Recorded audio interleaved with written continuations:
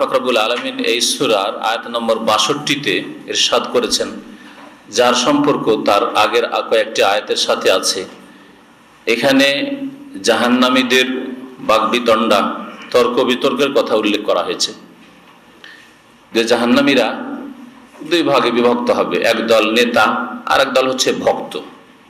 ধর্মীয় নেতা যেমন বিদাতপন্থী, যারা ধর্মের নামে শিরক বিদাত করেছে, গুমরাহি করেছে, যেগুলি ধর্ম না সেগুলোকে ধর্ম হিসাবে পালন করার জন্য মানুষকে বিভ্রান্ত করে নবীর পথ ছেড়ে অন্য পথে নিয়ে গেছে, এইরকম ধর্মীয় নেতারা, বিদাতি আলেম, বিদাতি যারা নেতৃস্থানীয় ব্যক্তি, এরা। আর একদল তাদের ভক্তরা, তাদের অনুসারীরা। এদের মাঝে তর্ক বিতর্ক হবে। এই দুটোই দল জাহান্নামী, তবে একদল নেতা আর একদল হচ্ছে ভক্ত। আর আরেকটা দল হবে, ওরাও এইরকমই ভাগের, কিন্তু দুনিয়ার নেতা, পার্থিব ক্ষেত্রে নেতৃত্ব দিয়েছে। আর তাদের ভক্তরা, নেতা এবং তাদের ভক্তরা দুনিয়ার নেতৃত্ব দিয়েছে মানবরচিত বিধান দিয়ে, মানুষকে গুমরাহ করেছে। তারা ধর্মের নামে গুমরাহ করেন, তবে তারা বিধর্মিতার দিকে ডাক দিয়েছে, নাস্তিকতার দিকে, ধর্মনিরপেক্ষতার দিকে, জাতীয়তাবাদের দিকে, সমাজবাদের দিকে, মানুষের তৈরি করা আইন কানুনের দিকে, আল্লাহ পাকের কোরআন কারীমের বিধান বাদ দিয়ে। এবং তাদের অনুসারী হই হই করে মিছিল করেছে, ধর্মঘাট করেছে, লড়াই করেছে, মারপিট করেছে, খুন করেছে ইত্যাদি। এই দলগুলি সবগুলি জাহান্নামের ইন্ধন হবে, ধর্মের নামে নেতৃত্ব দিক বা তাদের বাতিলে অনুসারী হোক, অথবা বিধর্মিতার নামে নেতৃত্ব দিক আর তাদের অনুসারী যারা বাতিলের ক্ষেত্রে, অন্যায়ের ক্ষেত্রে নিজের শক্তি ক্ষয় করেছে, এরা সব জাহান্নামে যাবে। আর একদল ঈমানদার আর সৎকর্মশীল যারা জান্নাতি হবে। জাহান্নামীদের আপোষে নেতাদের, ভক্তদের সাথে তর্ক বিতর্ক, এসবের কথা গত সপ্তাহে উল্লেখ করা হয়েছে আয়াতগুলিতে। এছাড়াও কোরআনে কারীমের বিভিন্ন আয়াতে বা সূরাতে এদের সম্পর্কে আরও কিছু কথা আলোচনা করা হয়েছে, যে তারা এইভাবে তর্ক বিতর্ক করবে। ভক্তরা দোষ দিবে নেতাদের, আর নেতারা দোষ দিবে ভক্তদের, যে তোমাদের জবরদস্তি করেছিলাম নাকি, তোমাদের হাত ধরে টেনে নিয়ে গিয়েছিলাম নাকি, মারপিট করে নিয়ে গিয়েছিলাম নাকি, ইত্যাদি ইত্যাদি। তারপরে এই জাহান্নামীরা, নেতারা হোক অথবা ভক্তরা হোক, এরা দুনিয়াতে যখন ছিল তখন ভালো মানুষকে মন্দ মনে করত, ইমানদারদেরকে, ধার্মিকদেরকে, কোরআন সুন্নাহর অনুসারীদেরকে, আল্লাহ পাকের দিন যারা সত্যিকার অর্থে মেনে চলতো, তাদেরকে এরা নানান খারাপ নামে ডাকতো। তাদেরকে মৌলবাদী বলতো, তাদেরকে কট্টরপন্থী বলতো, তাদেরকে অন্ধ বলতো, ব্লাইন্ড, তাদেরকে বলতো এরা আফিম খোরের মতো। হ্যাঁ, ধার্মিকদেরকে যেমন কমিউনিজমে বলা হয়েছে ধর্ম হচ্ছে আফিম। এইরকমই তারা, যারা বিদাতি ধর্মীয় নেতা বা যারা বিদাতপন্থী, জাহান্নামে যাবে শিরক বিদাত করে, তারা তাদেরকে ওয়াহাবি বলতো, তাদেরকে লামাযহাবী, তাদের মযহাব টযহাব নাই, লামাযহাবী বলতো, তাদেরকে গুমরাহ পথভ্রষ্ট বলতো ইত্যাদি, নানা নামে ডাকতো।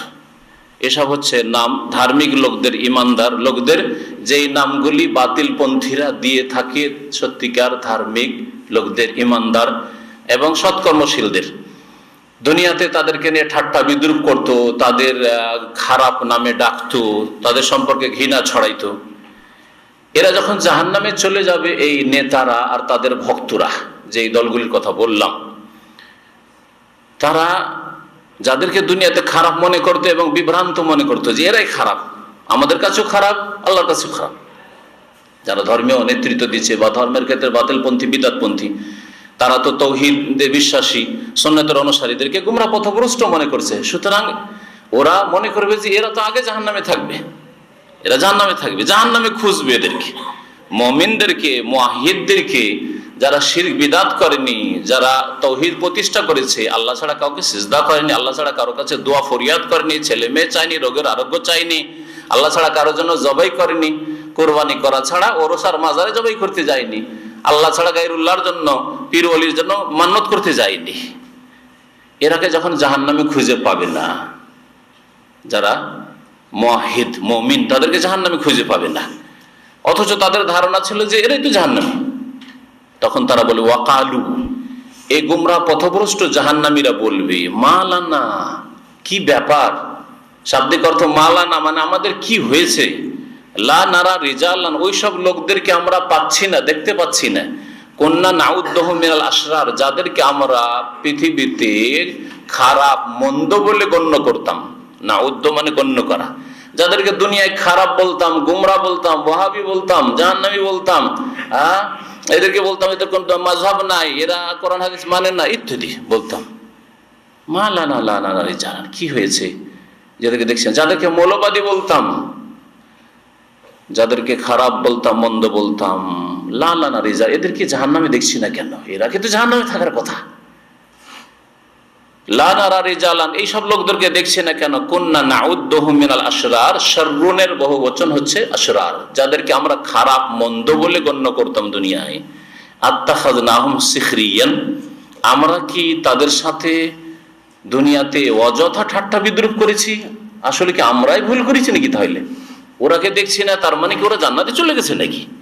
আত্তাখাযনাহুম সিখরিয়ান, দুনিয়াতে যা ঠাট্টা মজাক করেছি তাদেরকে নিয়ে, তাদের খারাপ নামে ডেকেছি, তাদের বদনাম করেছি, এটা কি আমরা অযথা করেছি নাকি? তাহলে এক, আম জাগাত আনহুমুল আবসার, মনকে সান্ত্বনা দেওয়ার জন্য বলবে, নাকি এমনটা হয়েছে যে আমাদের দৃষ্টি ভ্রম হয়েছে। জাগা এজিগো মানে হচ্ছে বাঁকা হয়ে যাওয়া, আর আবসার মানে দৃষ্টি, তা দৃষ্টি কি বাঁকা হয়ে গেছে, মানে আমরা কি আসলে দেখতে ভুল করছি, আসলে তারা জাহান্নামে আছে।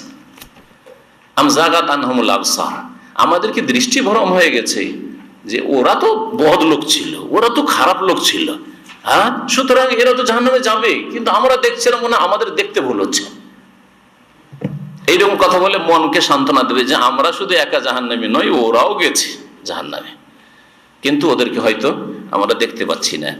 ইন্না যালিকা লাহাক্কুন তাখাসুমু আহলিন নার, আল্লাহ পাক বলছেন নিশ্চয়ই এ হচ্ছে লাহাক, চিরসত্য। কি?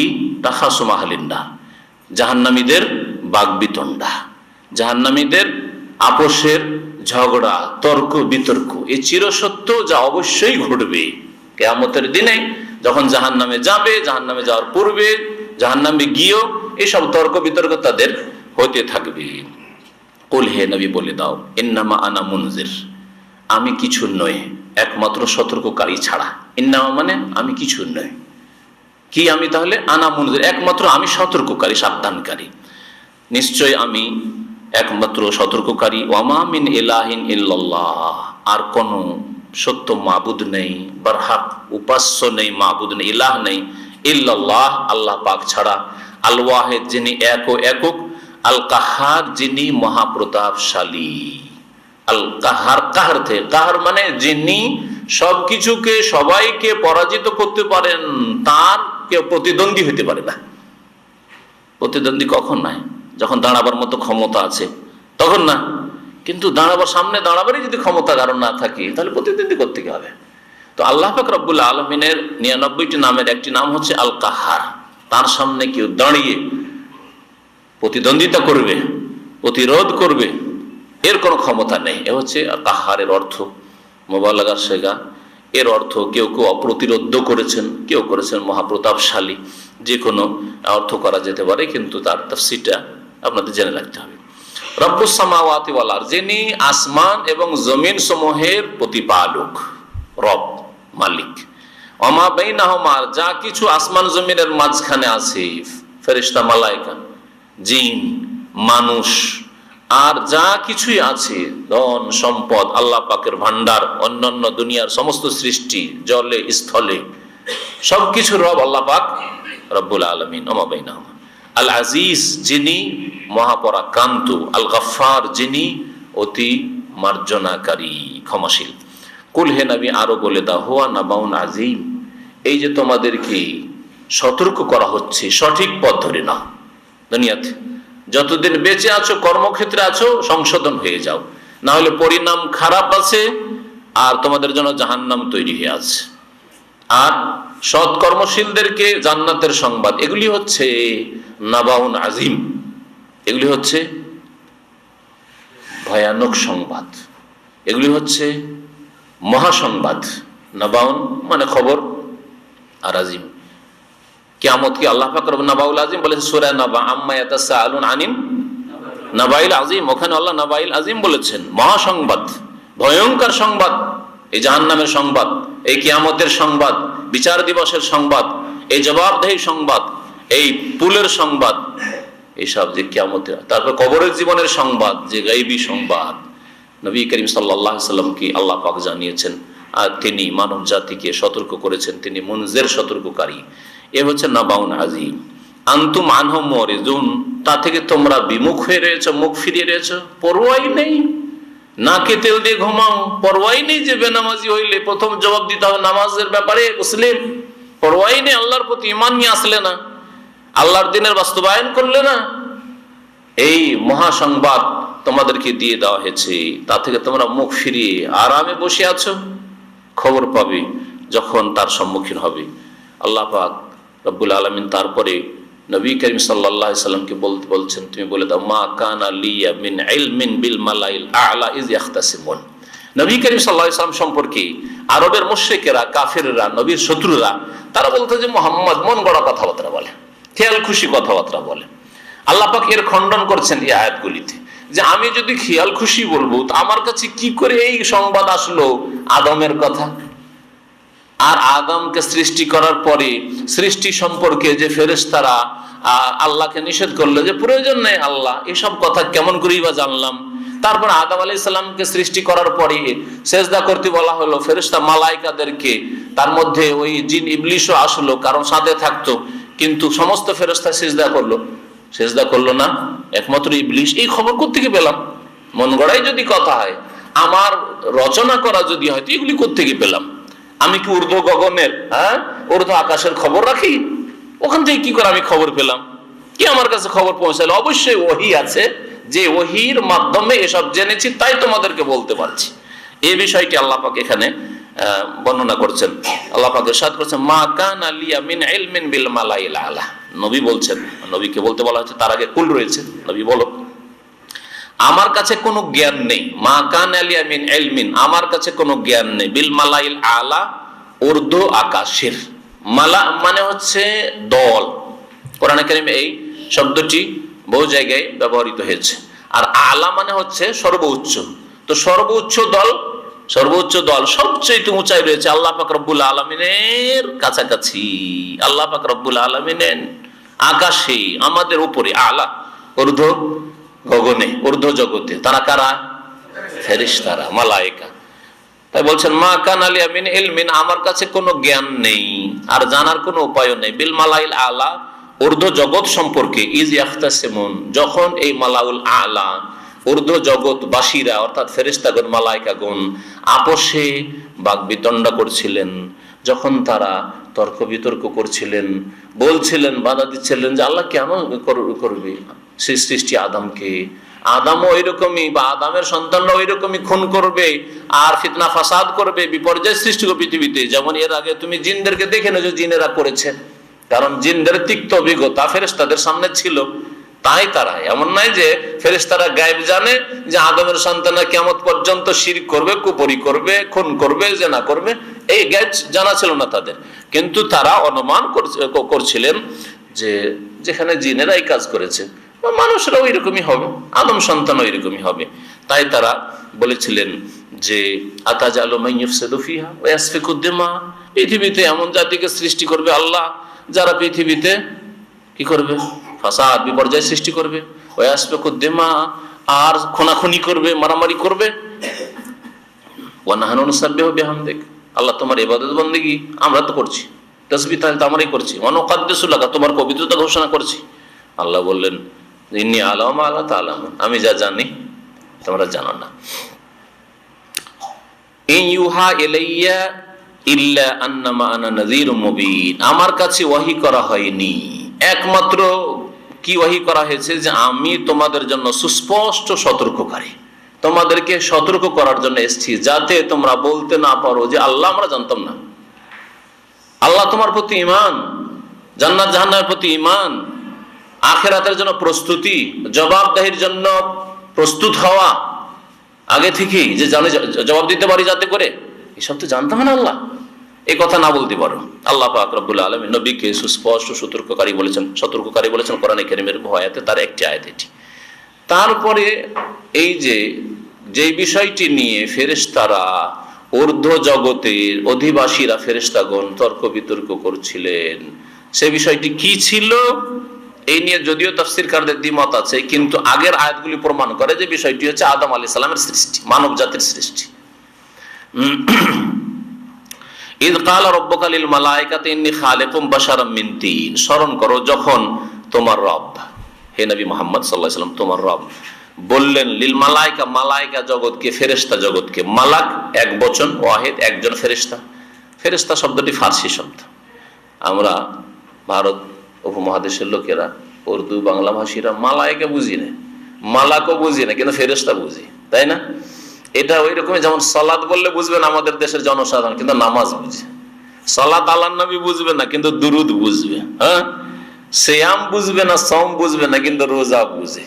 কারণ ভুলটাই যদি ব্যাপক হারে ছড়িয়ে যায়, ভুলটাই বুঝে, ভুল পরিভাষা বা যেটি পরিভাষা করার হাদিসে নেই, ওর অনুবাদটা যেটা তারা সেই যুগে করেছে ওইটাই বুঝে, কিন্তু আসলটাই বুঝে না, কোরআনী টার্ম বা কোরআনী ইস্তিলাহ পরিভাষা। তো মালাইকা দেখেন, আরবরা ঠিকই মালাইকা বুঝে, কিন্তু আমরা মালাইকা বললে আবার মালাইকা আবার কি জিনিস? ফেরেশতা বললেন, একটা অমুসলিমও বুঝে, হিন্দু বুঝে ফেরেশতা, ফেরেশতা আচ্ছা ফেরেশতা বুঝে, ও বুঝে, শুনে মুসলমানদের কাছ থেকে।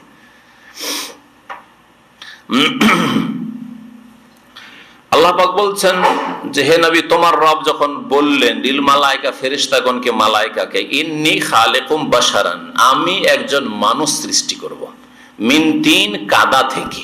তিন বলা হয় পানি মিশানো মাটি, মানে কাদা। হ্যাঁ, আর তুরাব বলা হয় শুকনো মাটি।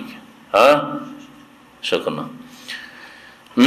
ফাইজা সাওয়াইতুহু, যখন আমি তার সৃষ্টি সম্পন্ন করে ফেলবো। সাওয়াইতুহু মানে সুঠাম করে নেওয়া, যেখানে যে অঙ্গ প্রত্যঙ্গ লাগে এই করা, বরাবর করে। সাওয়াই মানে বরাবর করা। এই জন্য আজকাল আরবরা বলে কোনো কাজ সম্পাদন করার ক্ষেত্রে সাওয়াইত বলে না।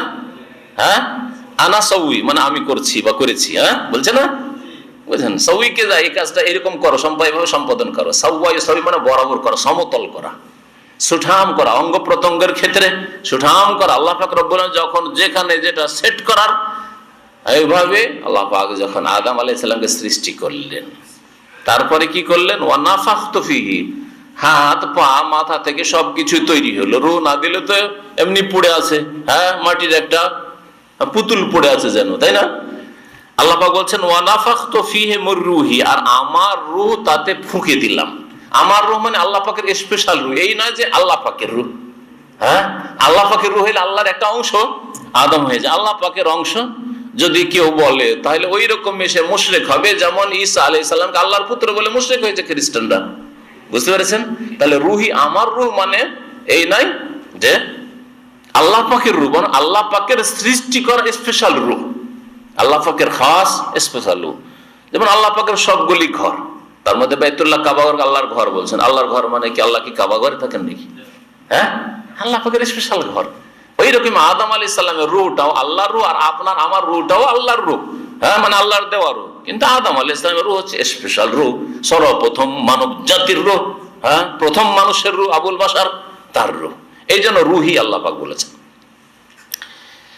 যখন আমি এরকম করে ফেলবো, সুঠাম সুন্দর করে তাকে গঠন দিলাম, তারপরে তাতে রূহ ফুঁকে দিলাম আমার, ফাকাউ লাহু সাজিদিন, তখন তোমরা তাকে সেজদায় অবনত, তাকে সেজদা করাই তোমরা অবনত হয়ে যেও। কাউ, কা মানে হচ্ছে পড়ে যাওয়া, ওয়াকা একাও মানে ওয়াকা মিনে আদি, আমার হাত থেকে পড়ে গেল, ওয়াকা থেকে হচ্ছে কা। হ্যাঁ, তো যারা গ্রামার বুঝেন তাদের জন্য একটু ইঙ্গিত করলাম। ফাকাউ, এ কা থেকে যাওয়া মুজাক্কার হাজির আমরের সেগা, তোমরা পড়ে যেও মানে অবনত হয়ে যেও, সাজেদিন সেজদায়, তোমরা সেজদায় অবনত হয়ে যেও। ফাসাজাদাল মালাইকাতু, মালাইকারা সকলেই সেজদা করলেন, ইল্লা ইবলিসা, তবে ইবলিস। ফাসাজাদাল মালাইকাতু কুল্লুহুম আজমাউন। আল্লাহ পাক বিভিন্ন আয়াতে বিভিন্ন ভঙ্গিমে বলেছেন ফাসাজাদাল মালাইকাতু কুল্লুহুম আজমাউন, এখানে বলেছেন। অন্য জায়গাতে ফাসাজাদু ইল্লা ইবলিসা, তারা সেজদা করলেন সকলে, ইল্লা ইবলিস, ওখানে কুল্লুহুম আজমাউন নেই। আল্লাহ পাক রব্বুল আলামিন কোরআনে কারীমের 6টি সূরায়, প্রায় 6টি সূরায় আদম আলাইহিস সালামের ঘটনা বয়ান করেছেন। সূরা বাকারায়, সূরা আরাফে, সূরা হিজরে, সূরা বনী ইসরাইল, সূরা কাহফে, আর এই সূরা সাদে।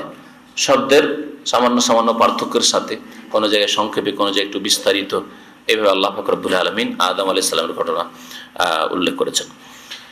ফাসাজাদাল মালায়েকাতু কুল্লুহুম আজমাউন, ফেরেশতারা সিজদা করলেন, কুল্লুহুম মানে সকলে, যথেষ্ট হয়ে গেল। কিন্তু আল্লাহ আরো তাকিদ করছে আজমাউন, সবাই, সকলে, সবাই। যেমন আমরা তাকিদ করার জন্য চলেন আমরা সবাই যাই, সবাইয়ের সাথে আর একটি কিছু লাগান, কেউ থাকবো না, আমরা সবাই চলেন, কেউ থাকবো না তো হইল, সবাই চলেন। আল্লাহ পাক এখানে তাকিদ করেছেন যাতে কেউ এই কথা না ভাবে যে ফেরেশতাদের মধ্যে 2-4টা ছিল যারা সিজদা করেনি, হয়তো ইবলিসের মতো। কুল্লুহুম আজমাউন, সবাই, সকলেই সিজদা করলো ফেরেশতারা, ফেরেশতারা কেউ নাফরমানি করেনি। ইল্লা ইবলিসা, তবে ইবলিস, এই ইবলিস ইস্তাকবারা, দাম্ভিকতা দেখালো, অহংকার করলো। ইস্তাকবার মানে গৌরব করা, অহংকার করা, নিজেকে বড় মনে করলো। কবির মানে বড়, ওই কবির থেকে ইস্তাকবারা, নিজেকে বড় মনে করলো। ওয়া কানা মিনাল কাফিরিন, সুতরাং সে কাফেরদের অন্তর্ভুক্ত হয়ে গেল। তাহলে অহংকার করলে কাফেরদের অন্তর্ভুক্ত হয়ে যায় আল্লাহর সামনে অহংকার করলে। মানুষের সাথে অহংকার করলে কুফরের আশঙ্কা আছে, কিন্তু মানুষের সাথে অহংকার করলে কাবিরা গুনাহ হয়, কাফের হয় না, মানুষ ফাসিক গুনাহগার হয়। পক্ষান্তরে যে আল্লাহর সামনে অহংকার করে সে কি হয়ে যায়? কাফের হয়ে যায়। সেই জন্য কেউ যদি নামাজ না পড়ে, রোজা না রাখে, আজ তার অন্তরে অহংকার থাকে, এগুলো মোল্লাদের কাজ, এই কথা যদি সামান্য তার অন্তরে থাকে তাহলে সে কাফের। কারণ তার অন্তর অহংকার। আল্লাহর সামনে আমি একজন শিক্ষিত মানুষ, ইঞ্জিনিয়ার মানুষ, আমি একজন সায়েন্স টেকনোলজি বুঝি, আমি একজন ডাক্তার মানুষ, স্পেশালিস্ট, আমি একজন বৈজ্ঞানিক মানুষ, আমি একজন শাসক, রাজা, প্রধানমন্ত্রী, রাষ্ট্রপতি, আর আমি একজন এই আর সেই, আমি একজন পীরে কিবলা, আর আমাকেও সেজদা করতে হবে। সেজদা তোমরা করো, আমি তো পৌঁছে গেছি। আল্লাহ বলছে না বিদাতি পীরেরা, হ্যাঁ, যে নামাজের মতো নামাজ একবার পড়লে আর আমি ওই থেকে ফারেক হয়ে গেছি, তোমরা এখন পড়ো নামাজ। অহংকার রয়েছে, এই অহংকার বড় কুফরি, যে আল্লাহর সামনে অহংকার করবে। এইরকম আমার দেশে এইরকম করে অনেকে কাফের হয়ে যায়, অথচ টের পায় না। মজাকের ছলে বলে রোজা রাখেনি, একজন বলছে রোজা রেখেছো, আমার ঘরে খেতে নাই, রোজা তোর ঘরে নাই, তুই রোজা রাখ। এইরকম ঠাট্টা মজাক ধর্ম নিয়ে, দিন নিয়ে অনেকে করে, এটা বড় কুফরি। আল্লাহর সামনে যেন অহংকার করলেন, আমাকে আবার রোজা রাখতে হবে কি? সব তোদের কাজ। যদি অন্তর থেকে না বলে, মুখে ঠাট্টা করে, ইস্তেহজা, ঠাট্টা করা কুফরি। আর অহংকার প্রকাশ যদি পায় আল্লাহর ইবাদতে, আল্লাহর প্রতি বিশ্বাসের ক্ষেত্রে, আল্লাহ পাকের বন্দেগীতে, তাহলে সেটা বড় কুফরি। এই জন্য আল্লাহ পাক ইবলিসকে কাফের বললেন। ইবলিস কিন্তু আল্লাহর অস্তিত্ব অস্বীকার করেনি, করেছে নাকি? যে আল্লাহ তোমাকে মানিয়ে নেয়, কথা বলেছে? বলেনি। ইবলিস কিন্তু আল্লাহর একত্ব অস্বীকার করেনি, কারণ যখন গোমরা হয়ে গেল, আল্লাহর কাছে ছাড় চাইছে, কিয়ামত পর্যন্ত আমাকে মারিও না, বাঁচিয়ে রাখো, আর এই আদম সন্তানকে আমি গোমরা করতে থাকবো, কার কাছে দোয়া করেছে? আল্লাহর কাছে দোয়া করেছে। তাহলে বোঝা গেল যে আল্লাহর অস্তিত্ব, ওজুদ বিশ্বাস করতে হবে, আল্লাহর একত্ব বিশ্বাস করতে, আল্লাহর কাছেই দোয়া করতে হবে। এই ভণ্ডদের মতো না যে পীরে কিবলার কাছে দোয়া করতে হবে, হ্যাঁ, ইয়া গাউসুল আজম বলতে হবে, ইয়া গাজা বাবা বলতে হবে, তাও ছিল না। এদের চেয়ে ভালো ছিল ওই দিক থেকে, কিন্তু হ্যাঁ, কিন্তু অহংকার করে আল্লাহ তোমার এই আদেশ আমি মানি না, এই যে আদমকে সিজদা করতে হবে এই আদেশ আমি মানি না, এখানে অহংকার ঢুকে গেল। তোমার এটা আদেশ আমি মানতে পারবো না, কারণ সে ছোট, আমি বড়, কি করে ওকে সিজদা করি? আল্লাহ এই অপরাধ, তাহলে বোঝা গেল একে বলা হয় কুফরুল ইস্তিকবার, অহংকারের কুফরি। অনেক সময় যে অহংকার করা কুফরি হয়, তার দু একটা উদাহরণ দিয়ে বুঝালাম। খবরদার, যেন অহংকার বড় হারাম কাজ। অহংকারের কারণে ফেরাউন ধ্বংস হয়েছে, মালাউন অভিশপ্ত। অহংকারের কারণে ধ্বংস হয়েছে কারুন, ধনের অহংকারের কারণে, নেতৃত্বের অহংকারের কারণে ফেরাউন। অহংকারের কারণে আবু জাহাল, আবু লাহাব ধ্বংস হয়েছে। আল্লাহ পাক রব্বুল আলামিন বলছেন যে ওয়াকানা মিনাল কাফিরিন, এই দাম্ভিকতার কারণে সে কাফেরদের অন্তর্ভুক্ত হয়ে গেল। কালা ইয়া ইবলিস, ইবলিস কি ছিল? ফেরেশতাদের মধ্যেকার ছিল না জিনদের মধ্যকার ছিল? সূরা কাহফের আয়াত স্পষ্ট করে, ওয়াকানা মিনাল জিন্নে উসজুদু লিআদম ফাসাজুদু ইল্লা ইবলিসা কানা মিনাল জিন। ইবলিস কি ছিল? জিনদের মধ্যেকার ছিল। সুতরাং অধিকাংশ তাফসীরকার বা উলামায়ে কেরামদের নিকটে আর এটাই হচ্ছে সঠিক যে ইবলিস ফেরেশতাদের মধ্যেকার ছিল না, অর্থাৎ নূরের তৈরি ছিল না, মালায়েকার মধ্যেকার ছিল না, সে জিনদের মধ্যেকার ছিল। কারণ কোরআনে আল্লাহ স্পষ্ট বলেছেন। আরেক দল মানুষের ইখতিলাফ থাকবে, এত স্পষ্ট কথা কোরআনে থাকা সত্ত্বেও একদল আলেমের এখানে দ্বিমত আছে। ওরা বলছে যে না, ফেরেশতাদের মধ্যেকার ছিল। তাদের সংশয় হলো যে আল্লাহ বলছেন যে আমি ফেরেশতাদেরকে সিজদা করতে বললাম, তো ইবলিস কেন ওর মধ্যে শামিল হইলো?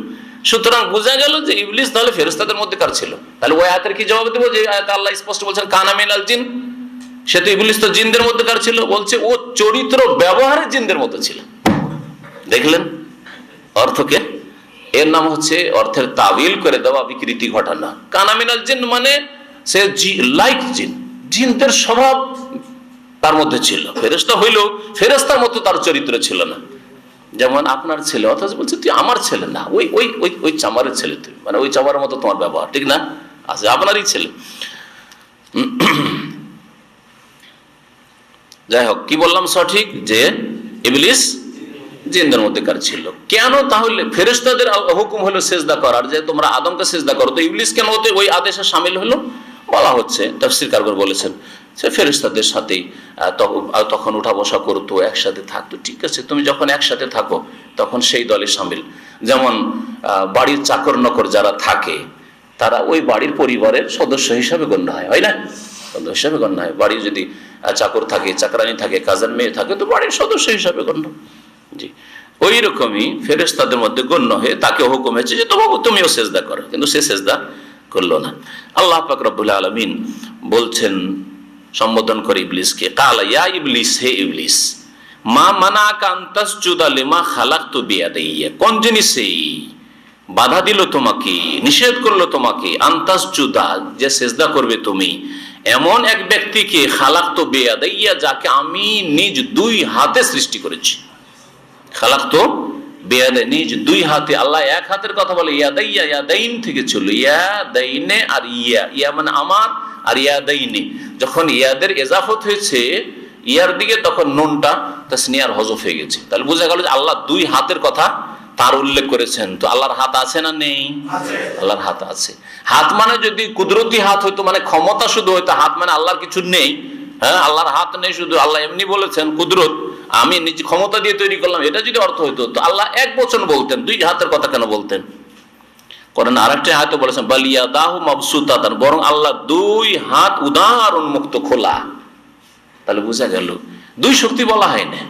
যদি ইয়াদ মানে শক্তি হয় দূরের অর্থে, কিন্তু একটা ইয়াদ ব্যবহার করে অমুক জায়গায় অমুক ঘটনায় অমুক খুনের পিছনে অমুক নেতার হাত আছে, বলে অমুক নেতার দুই হাত আছে, বলে কেউ?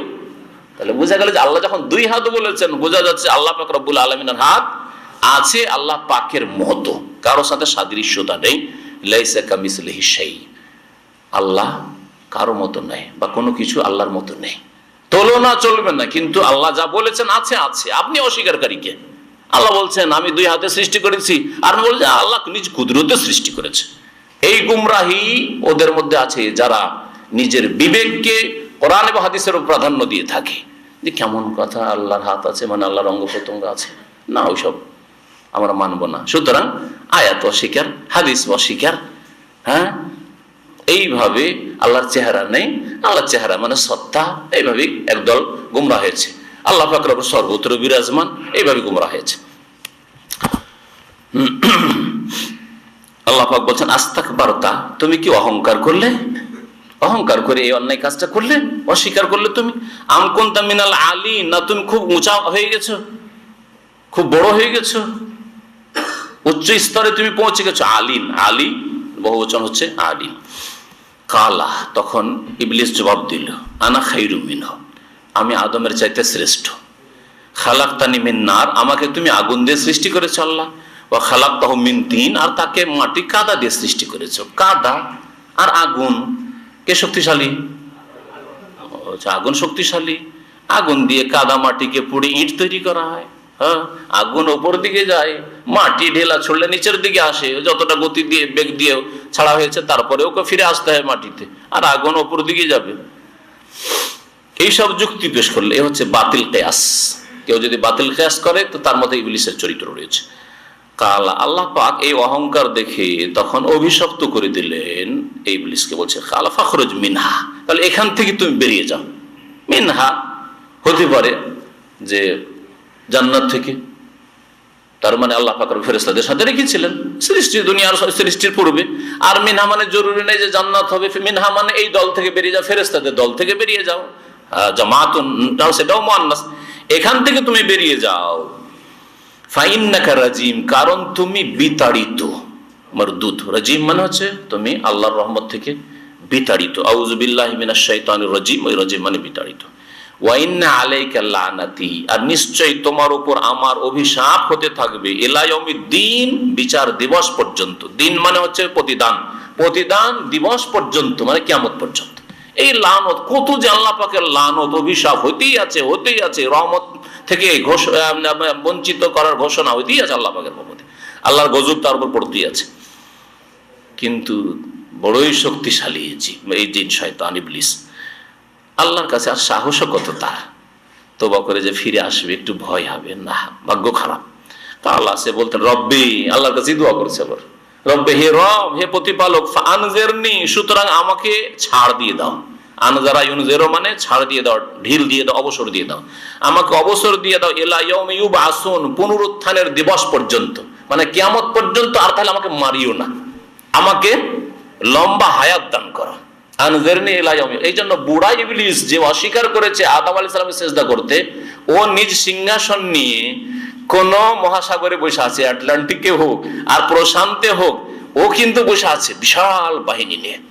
আর সারা দিনের যা কিছু জিন শয়তান চালারা যা কিছু করছে গোমরা মানুষকে, সব রিপোর্টগুলি কিন্তু তার কাছে পৌঁছে যাও না। বিজ্ঞানী একটা হাদিস আছে, ও মরবে না, অন্যান্য জিনেরা মরে যাচ্ছে 200, 400, 500 যাই বাঁচুক না কেন, তাদের বয়স মানুষের চাইতে বেশি, ওরা মরছে, কিন্তু এই বুড়া জিন মরবে না, কারণ আল্লাহর কাছে ছাড় নিয়ে নিয়েছে এখানে।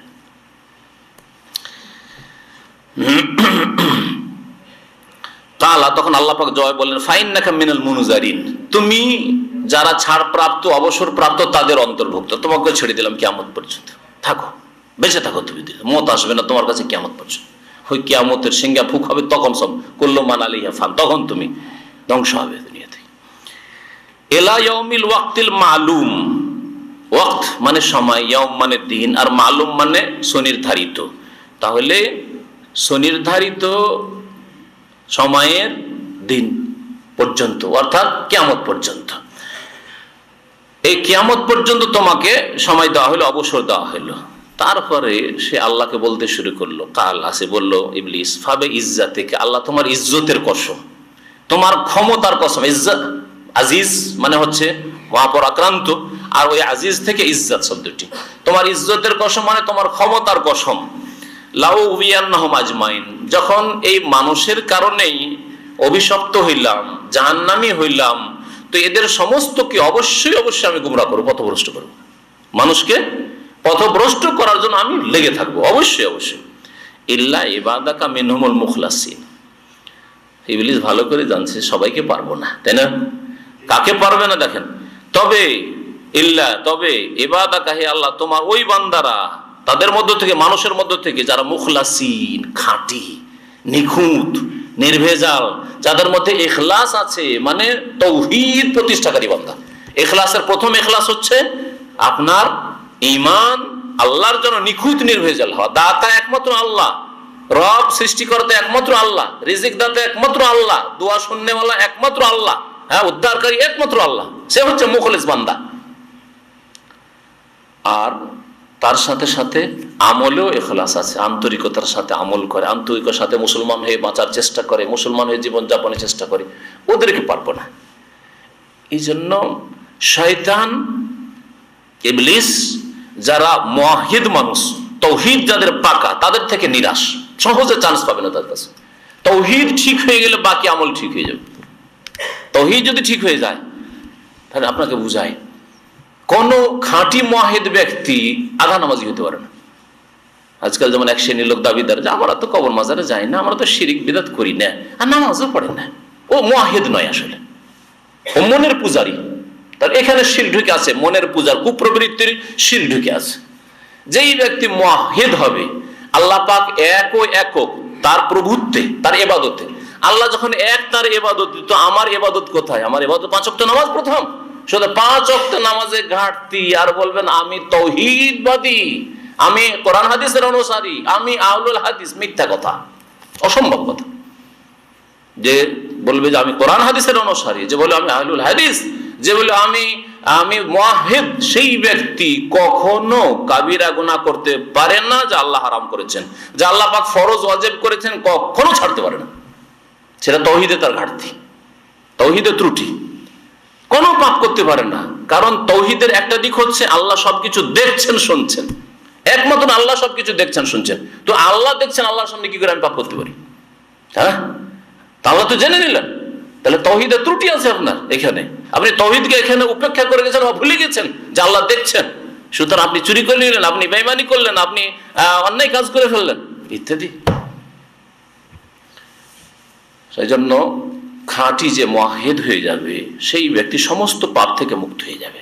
সার্বিক ক্ষেত্রে তাওহীদ প্রতিষ্ঠাকারী হইতে হবে। আল্লাহ পাক তাদেরকে কখনো গুমরাহ করবেন না, শয়তান কোনো চান্স তাদের খেতে পাবে না। তাই শয়তান বলছে ইল্লা ইবাদাকা মিনহুমুল মুখলাসিন, হে আল্লাহ, তবে তোমার যারা খাঁটি বান্দা তাদেরকে আমি পথভ্রষ্ট করতে পারবো না। কালা, তখন আল্লাহ পাক বলেন ফাল হাক্কু, কথা সত্যি। আল্লাহ, তোমার কথা সত্যি, কথা ঠিক। শয়তানও সত্য কথা বলে। এই জন্য নবী করিম সাল্লাল্লাহু আলাইহি ওয়াসাল্লাম যখন আয়াতুল কুরসির ফজিলত শিখিয়েছিল, একটা জিন এসে রাত্রে, ওই জিন চুরি করতে এসেছিল ফিতরা, মসজিদে নববীতে ফিতরা রাখা আছে, আর আবু হুরায়রা পাহারায় আছেন, সহিহ বুখারীর হাদিস। আর রাত্রে জিন ওই ফিতরার খেজুর চুরি করতে এসছে, হাদিস জানা আছে না নেই? 3 দিন পর পর ধরছেন, তৃতীয় দিন আর ছাড়বে না, ধরে মানুষের আকারে যেহেতু এসছে ধরে ফেলেছেন আবু হুরায়রা, ধরে নবীর সামনে হাজির করবো। কদিন ছাড়ে তোমাকে? চোর 1 দিন ছাড়ে, 2 দিন ছাড়ে, 3 দিন পর পর তুমি আসছো আবার ফিরে ফিরে চুরি করতে। তখন সে বলছে, দেখো তোমাকে একটা ভালো জিনিস শিখিয়ে দিচ্ছি, আমাকে আজকে ছেড়ে দাও। ছেলে মেয়ে খুব অভাবে আছে, না খেয়ে আছে, তাই আমি খিদার তাড়ো নাই, আর ছেলে মেয়েদের জন্য আমি এই কাজে চুরিতে এসেছি, না হলে কখন আসতাম না। তোমার একটা ভালো জিনিস কি? আয়াতুল কুরসি। আয়াতুল কুরসি তো আয়াত নাযিল ছিল, কিন্তু এর ফজিলত আবু হুরায়রা জানা ছিল না। ফজিলত কি? যে আয়াতুল কুরসি যদি পড়ে রাতে ঘুমাও, তাহলে লাম ইয়াজাল আলাইকা মিনাল্লাহি হাফিজুন ওয়া লা ইয়াকরুবুকা শাইতান, সারা রাত আল্লাহর পক্ষ থেকে হেফাজতকারী ফেরেশতা নিযুক্ত থাকবে, আর শয়তান তোমার কাছেও আসতে পারবে না। সকালে ফজরে নবী সাল্লাল্লাহু আলাইহি ওয়াসাল্লাম ওয়াহী দ্বারা তো জানতে পারছেন যে কি ঘটনা ঘটেছে, রাত্রে চোর এসেছে, এইরকম ধরাধরি হয়েছে, আবার ছেড়েছে আবু হুরায়রা।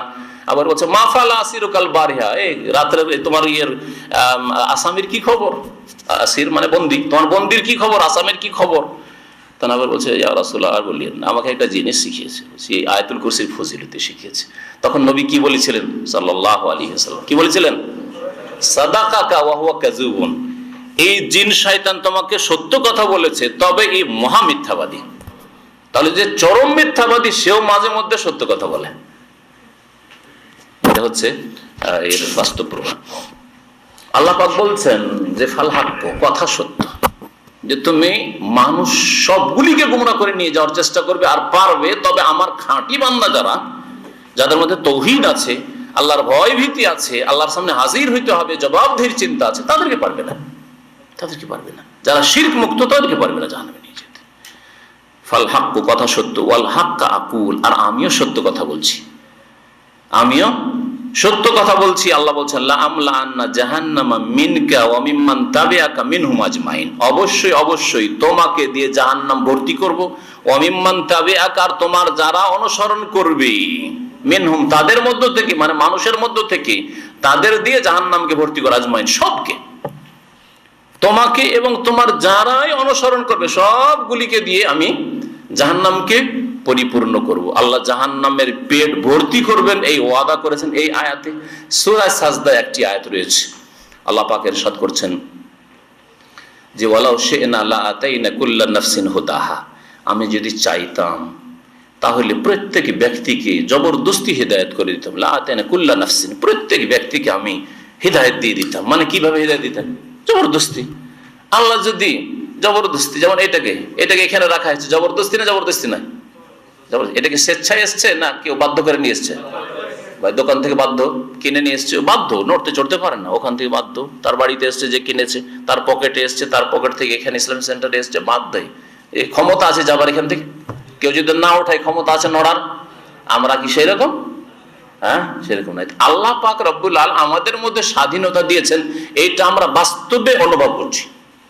সুতরাং কেউ যদি বলে যে আল্লাহ আমাকে হেদায়েত করেন, এমন কেমন করে নামাজি হব, আমি ধার্মিক হব, মৃত্যুক সে। তুমি কি এই যন্ত্রের মতো? হ্যাঁ না, কখনোই যন্ত্রের মতো না। তোমার মধ্যে হরকতের, নড়া চড়ার, স্বাধীনতার, চিন্তার, হ্যাঁ কর্ম করার সবগুলি স্বাধীনতা আছে, ভালো মন্দ সব রকমের স্বাধীনতা আছে। আল্লাহ বলছেন আমি যদি চাইতাম জবরদস্তি করে কাউকে বাই ফোর্স হেদায়েত করব, তাহলে সবকে হেদায়েত করে দিতে পারতাম। ওয়ালাকিন হাক্কাল কাউলু মিন্নি, তবে আমার পক্ষ থেকে কথা চিরসত্য, লা আমনা আলনা জাহান্নামা মিনাল জিন্নাতি ওয়ান নাসি আজমাইন, জিন এবং ইনসান সবকে দিয়ে আমি কি করব? জাহান্নামকে পরিপূর্ণ করে দেব, ভর্তি করে দেব। আল্লাহ পাক কোরআনে আরেকটি আয়াতে ইরশাদ করেছে, ওয়ালাকাদ যারানা লি জাহান্নামা কাসীরাম মিনাল জিন, বহু জিন এবং মানুষকে আল্লাহ পাক সৃষ্টি করেছেন, এরা সৃষ্টি হয়েছে জাহান্নামের জন্য, জাহান্নামের জন্য, কারণ তাদের স্বাধীনতাকে অন্যায় কাজে ব্যবহার করবে। আল্লাহ পাক যে ভালো মন্দের এদিকে উল্টার স্বাধীনতা দিয়েছেন, হাতটা আমার এদিকেও দিয়েছেন, যেদিকে উল্টায়। হ্যাঁ, সকালবেলা ঘুমিয়ে থেকে অনেকে জুমা ছেড়ে এখনো ঘুমাচ্ছে, আলহামদুলিল্লাহ আপনার জুমাও পড়লেন, ঠিক টাইমে পৌঁছিলেন, ওই লোকতে পৌঁছিলেন, ভালো টাইমে পৌঁছিলেন, খুতবার আগে পৌঁছিলেন, আর আবার এখানে আবার দিন শিখতে এসেছেন, স্বাধীনভাবে এসছেন। ওইরকম স্বাধীনভাবে অনেকে পাপে লিপ্ত আছে। তো আল্লাহ পাক বহু জিন এবং ইনসান দিয়ে, মানুষ দিয়ে জাহান্নামকে ভর্তি করবেন, কোরআনে কারীমে আল্লাহ পাক ইরশাদ করেছেন। তারপরে নবী করিম সাল্লাল্লাহু আলাইহি সাল্লাম তার দাওয়াতের কথা বলছেন যে আমি যে তোমাদেরকে দাওয়াত দিচ্ছি, এতে আমার দুনিয়ার কোনো গরজ নেই।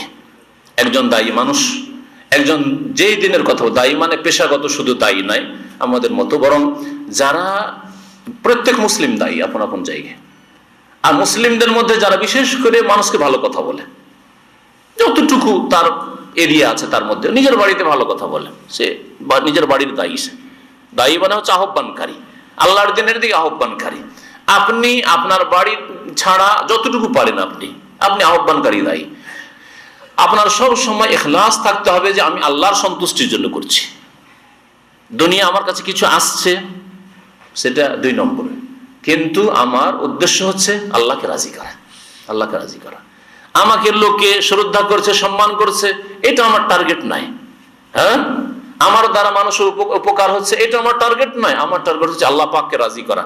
তাই আল্লাহ পাক বলছেন, কুল হে নবী তুমি বলে দাও, মা আসআলুকুম আলাইহি মিন আজরিন, এই দিনের দাওয়াতের উপর তোমাদের কাছে কোনো পারিশ্রমিক আমি চাই না। তোমাদের কাছে কোনো পারিশ্রমিক, আজর মানে হচ্ছে পারিশ্রমিক, কোনো পারিশ্রমিক চাই না। ওমা আনা মিনাল মুতাকাল্লিফিন, আর আমি কোনো লৌকিকতাকারীদের অন্তর্ভুক্ত নয়। তাকাল্লুফ মানে হচ্ছে লৌকিকতা করা, কোনো কিছু ভান করে করা, স্বভাবগত কাজ নয় কিন্তু অতিরিক্ত অস্বাভাবিক কাজ করা, এটাকে তাকাল্লুফ আরবি ভাষায় বলা হয়।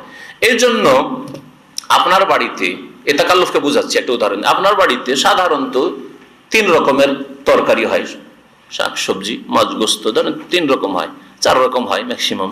এটা হচ্ছে সাধারণ খাবার। আপনি যদি কোনো মানুষকে দাওয়াত দেন আর 3-4 রকম থাকে, তাহলে এটা সাধারণ খাবার। কিন্তু যদি 10 রকমের আইটেম আর তার সাথে আরো কিছু অতিরিক্ত, যেটা আপনার বাড়িতে সাধারণত মাসে 1-2 হয়তো হয় না, মাঝে মধ্যে কখনো স্পেশাল মেহমান হইলে হয়, হ্যাঁ, তার সাথে ফল ফ্রুট, কখনো হয়তো ফল ফ্রুট, তার সাথে আপনার আরো কিছু, এর নাম হচ্ছে কি আরবিতে তাকাল্লুফের খাবার, উর্দু ভাষাতে ব্যবহার হয় লৌকিকতা, লৌকিকতা পূর্ণ খাবার। তো তাকাল্লুফ, আমি তাকাল্লুফ করে কোনো কথাবার্তা বলি না, এটা হচ্ছে শাব্দিক অর্থ। এর কেউ কেউ ভাব অর্থ করতে বলেছে আমি কোনো ধোঁকাবাজ নই, কারণ ধোঁকাবাজ কি করে? লৌকিকতা করে, ভিতরে এক কথা আছে আর উপরে আর কিছু ভান করে, তাই না? এই জন্য অনেকেই ধোঁকাবাজ দিয়ে এর অর্থ করেছেন অনুবাদকরা। নবী করিম সাল্লাল্লাহু আলাইহি সাল্লাম যে নিজের পক্ষ থেকে বানিয়ে কোনো কথা বলছেন, এটা হচ্ছে ধোঁকাবাজি করা। সুতরাং ধোঁকাবাজির অর্থ তাকাল্লুফ মানে ঠিক আছে, লৌকিকতা, মানুষকে দেখাবার জন্য, আমি মানুষের কাছে সুনাম নেওয়ার জন্য, মানুষ আমাকে চিনবে সেই জন্য আমি মুহাম্মদ তোমাদেরকে নতুন কথা বলছি, আর না হলে তোমাদের ধর্মের উপরই থাকতাম, এমন কথা নাই। আমি আল্লাহর পক্ষ থেকে এসেছি, সত্য দিন নিয়ে, আল্লাহর দিনের একত্ব তৌহিদ নিয়ে, আর তোমাদের কাছে 1 পয়সা এর জন্য চাই না। আর এটা আমি কোনো ভান করে বলছি না, লৌকিকতা করে বলছি না। ইন হুয়া ইল্লা যিকরুল লিল আলামিন, এই হচ্ছে একমাত্র বিশ্বজাহানের জন্য উপদেশ, বিশ্বজাহানের জন্য উপদেশ। ওয়ালা তা'লামুন্না নাবাহু বাদাহিন, আর অবশ্যই অবশ্যই তোমরা জানতে পারবে এর সংবাদ কিছু কাল পরে, কিছু সময় পরে। অবশ্যই অবশ্যই এর সংবাদ জানতে পারবে, অর্থাৎ কি করলে, নবীর দাওয়াতে সাড়া দিলে না দিলে না, হাইয়া আলাস সালার ডাক 5 ওয়াক্ত নামাজে হচ্ছে, তোমরা জবাব দিলে না দিলে না, অর্থাৎ জবাব দেওয়া মানে কি? শুধু লা হাওলা ওয়ালা কুওয়াতা ইল্লা বিল্লাহ পড়া বাড়িতে বসে বসে এসো নামাজের জন্য, এসো নামাজে আসেন। হাইয়া আলাল ফালাহ, মুক্তির জন্য আসেন, সার্বিক কল্যাণের জন্য আসেন। মুয়াজ্জিন ডাক দিচ্ছে, ইকামত দানকারী ডাক দিচ্ছে, আসলেন না আসলেন না, এই যে দাওয়াত। আর এইরকমই যারা শিরক বিদআতে আছেন তাদেরকে তৌহিদের দাওয়াত কানে পৌঁছেছে, যেইভাবেই পৌঁছুক না কেন, সরাসরি পৌঁছুক, কোন কিতাবের মাধ্যমে পৌঁছুক, কোন সিডি আর অডিওর মাধ্যমে পৌঁছুক, পৌঁছেছে। আর তারপরে যদি না মানেন তাহলে ওয়ালা তা'লামুন্না নাবাহু, এর খবর জানতে পারবেন বাদাহীন, কিছু সময় পরে, অর্থাৎ ইনদাল মউত, মওতের সময় বুঝতে পারবেন যে হায় রে কি ভুলেছিলাম রে, নামাজের গুরুত্ব দিইনি, তাওহীদ শিখিনি, নবীর সুন্নাত চর্চা করিনি, শিরক বিদআতের নাম ধর্ম মনে করেছি, আর বড়দের ক্ষেত্রে অন্ধ থাকাই মনে করেছি যে এরাই জান্নাতে নিয়ে যাবে, এরা জান্নাতের ঠিকাদার। অথচ ঈমান আমল ছাড়া কেউ জান্নাত পাবে না, যদি শিরক মুক্ত না হয় জান্নাত পাবে না, বিদআত মুক্ত না হলে নবীর শাফাআত পাবে না, হাউজে কাউসার পাবে না, ইত্যাদি। তখন আফসোস হবে, তখন জানতে পারবে। আল্লাহ পাক রব্বুল আলামিন এই সূরা শুরু করেছেন উপদেশ দিয়ে, আর শেষখানে বলেছেন ইন হুয়া ইল্লা যিকরুল লিল আলামিন, বিশ্বজাহানের জন্য কোরআনে কারীম হচ্ছে উপদেশ বাণী। সাদ ওয়াল কোরআনে জি যিকর, শুরু করেছেন কি দিয়ে? ওয়াল কোরআন, কোরআনের শপথ করে বলছি যে কোরআন হচ্ছে যে যিকর, উপদেশ পূর্ণ, যাতে রয়েছে উপদেশ আর উপদেশ। আল্লাহ পাক এই কোরআনের উপদেশ থেকে আমাদেরকে উপকৃত হওয়ার তৌফিক দান করেন। আল্লাহ পাক আমাদেরকে যেন দুনিয়াতেও লাভবান করেন, আখিরাতেও লাভবান করেন, আর জাহান্নামের আযাব থেকে রক্ষা করেন। আল্লাহ পাক আমাদের সকলকে যেন জান্নাতুল ফিরদাউস দান করেন। সুবহান রাব্বিকা রাব্বিল ইজ্জাতি আম্মা ইয়াসিফুন ওয়া সালামুন আলাল মুরসালিন ওয়ালহামদুলিল্লাহি রাব্বিল আলামিন। সূরা সাদ শেষ। এখন কিছু সময় আছে, আজকে আপনাদের বাকি সময় আধা ঘন্টা প্রশ্নের জন্য সুযোগ আছে। যদি প্রশ্ন করতে চান প্রশ্ন করবেন। আগামী সপ্তাহে ইনশাআল্লাহ তাআলা সূরা সাফফাতের তাফসীর হবে। আর যেসব ভাইয়েরা ইফতার ক্যাম্পে ভলান্টিয়ার হতে চান, স্বেচ্ছাসেবক হয়ে নেকির রাস্তে কাজ করতে চান, তারা আপনাদের নাম আর মোবাইল নম্বর লিখে আমাদের কাছে জমা করে দেবেন, আমার কাছে অথবা শেখ মুখলিসুর রহমানের কাছে। আর এখানে যদি জমা করতে চান তাহলে আমাদের এখানে সামনে হেলাল মোল্লা বসে আছে, এখানে জমা করে দেন। আমার কাছে, যে ভাইয়ের কাছে জমা হোক, আমার কাছে নিয়ে এসে জমা করে দেবেন। যদি মোবারক ভাই আপনাদের কাছে কেউ জমা করে, আমার কাছে বা শেখ মুখলিসের কাছে জমা করে দেবেন। আমাদের প্রায় 40 জন ভলেন্টিয়ার দরকার। পুরাতনগুলো যারা থাকবে তো ভালো, তাদের অভিজ্ঞতা আছে।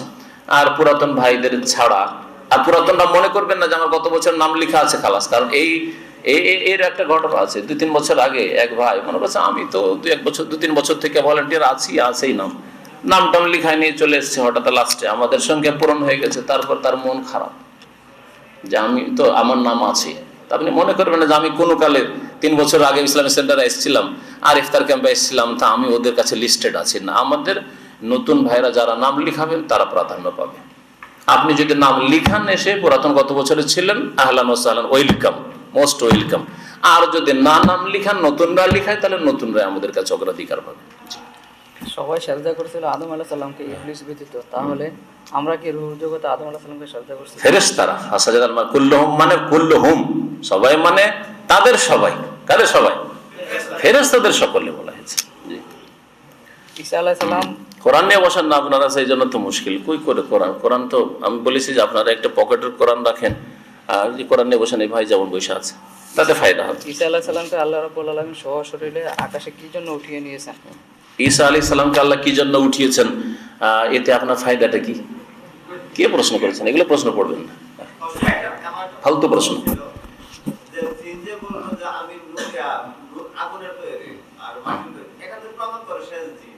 হ্যাঁ হ্যাঁ, ফেরেশতাদের মধ্যে কেন? হ্যাঁ, স্পষ্ট যা বলে আসলে। হ্যাঁ হ্যাঁ, এই জন্য বললাম যে সেই মতটি দুর্বল যারা বলেছে। ওরও তাবিল করে নেবেন যে খালাক্তা নেবেন না, আমি আগুন জড়িত, বা আর কোনো তাবিল করতে পারে যে নার থেকে, আগুন থেকে আলো হয়, নূর হয়। নূর মানে এই যে আলোটা, আর এই যে লাইট জ্বলছেন, ওই লাইটের মধ্যে আগুন আছে। আগুন থেকে লাইট, নূর বের হয়, নার থেকে নূর বের হয়। তারাবির নামাজ কত রাকাত সঠিক? তারাবির নামাজ নবী করিম সাল্লাল্লাহু আলাইহি ওয়াসাল্লাম, তার সাহাবায়ে কেরামরা 8 রাকাত পড়েছেন আর 3 রাকাত বেতর পড়েছেন, বা 10 পড়ার পরে 1 রাকাত বেতর পড়েছেন। মা কানা ইয়াজিদু ফি রমাদান ওয়ালা ফি গায়রি আলা 11 রাকাতান। রমজানে হোক আর অন্য কোনো মাসে হোক নবী করিম সাল্লাল্লাহু আলাইহি ওয়াসাল্লাম মা কানা ইয়াজিদ, বেশি করতেন না 11 রাকাতের। নবীর সুন্নাত বলে যদি পড়েন তো এতটা পড়বেন, কিন্তু কোয়ালিটি ভালো করবেন। নবী করিম সাল্লাল্লাহু আলাইহি ওয়াসাল্লাম এই 8 3 11 রাকাত পড়তে সাহরি এর সময় হয়ে যেত। বরং সাহাবীরা বলছেন যে শেষ দিন 3 দিন জামাত করে তারাবি পড়েছেন নবী করিম সাল্লাল্লাহু আলাইহি ওয়াসাল্লাম সাহাবীদেরকে নিয়ে। শেষ দিন ভাবলেন যে আর বাড়ির গিয়ে সাহরি খেতে পাবো না, ফজর আজান হয়ে যাবে। তাহলে কত লম্বা নামাজ ছিল, কত লম্বা নামাজ ছিল। 8 রাকাত নামাজ পড়তে 6-7 ঘন্টা। আর আজকাল আধা ঘন্টার জায়গায় যদি কোনো মসজিদে 40 মিনিট হয়ে যায় তো ওই মসজিদে আর পরের দিন মুসল্লি কমে যাবে এদেশেও। আর যেই মসজিদে যত তাড়াতাড়ি তারাবি শেষ হচ্ছে সেই মসজিদে তত বেশি ভিড়। তাহলে আজকাল কোথায় পৌঁছেছে মুসলমানরা? যদিও সুন্নত নামাজ এটি, তার মানে এই না যে সুন্নত নামাজ আপনি কোয়ালিটি এত ডাউন করবেন যে কোনো কোয়ালিটি নেই তার, হ্যাঁ, এরকম করবেন না।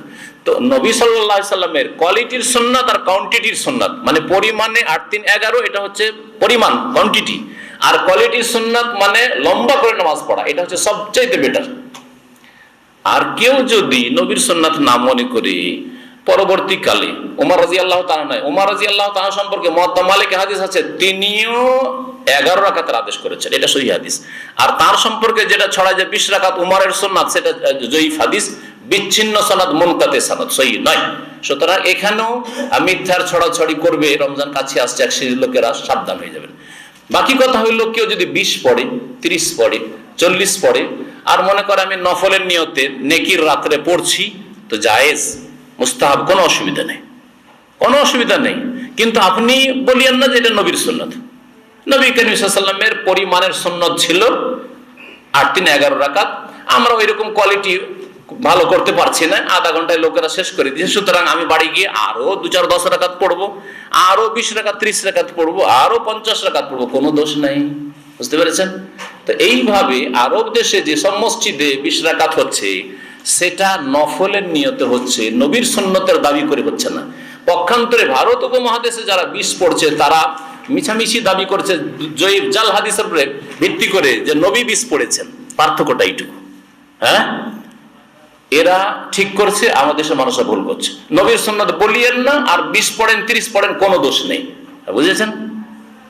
আর কেউ যদি নবীর সুন্নাত বলে দাবি করে অথচ নবীর সুন্নাত নেই, তাহলে তার ধারণাতে একটা ভুল কথা থাকলো যে নবী 20 পড়েছেন অথচ নবী কখনো 20 পড়েননি সাল্লাল্লাহু আলাইহি ওয়াসাল্লাম। নবীর কোয়ালিটি নামাজের ভালো ছিল, আপনার কোয়ালিটি ভালো করার চেষ্টা করেন।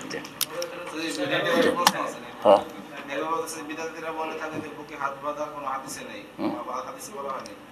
বুকে হাত বাঁধা স্পষ্ট হাদিস আছে ইবনে খুজাইমাতে, আলা সাদরি, সাদর মানে চেস্ট, সাদর মানে সিনা, তারপরে নেই, ও জানে না। আর যে জানে না তার কি বলবেন? কেউ যদি কুয়াতে থাকে, কুয়ার মাছ কি আর সমুদ্রের খবর রাখবে? তো এই হলো ব্যাপারটা। কেউ জানে না, এটা তার দলিল না যে নেই হাদিস আছে, সেই হাদিস এটা।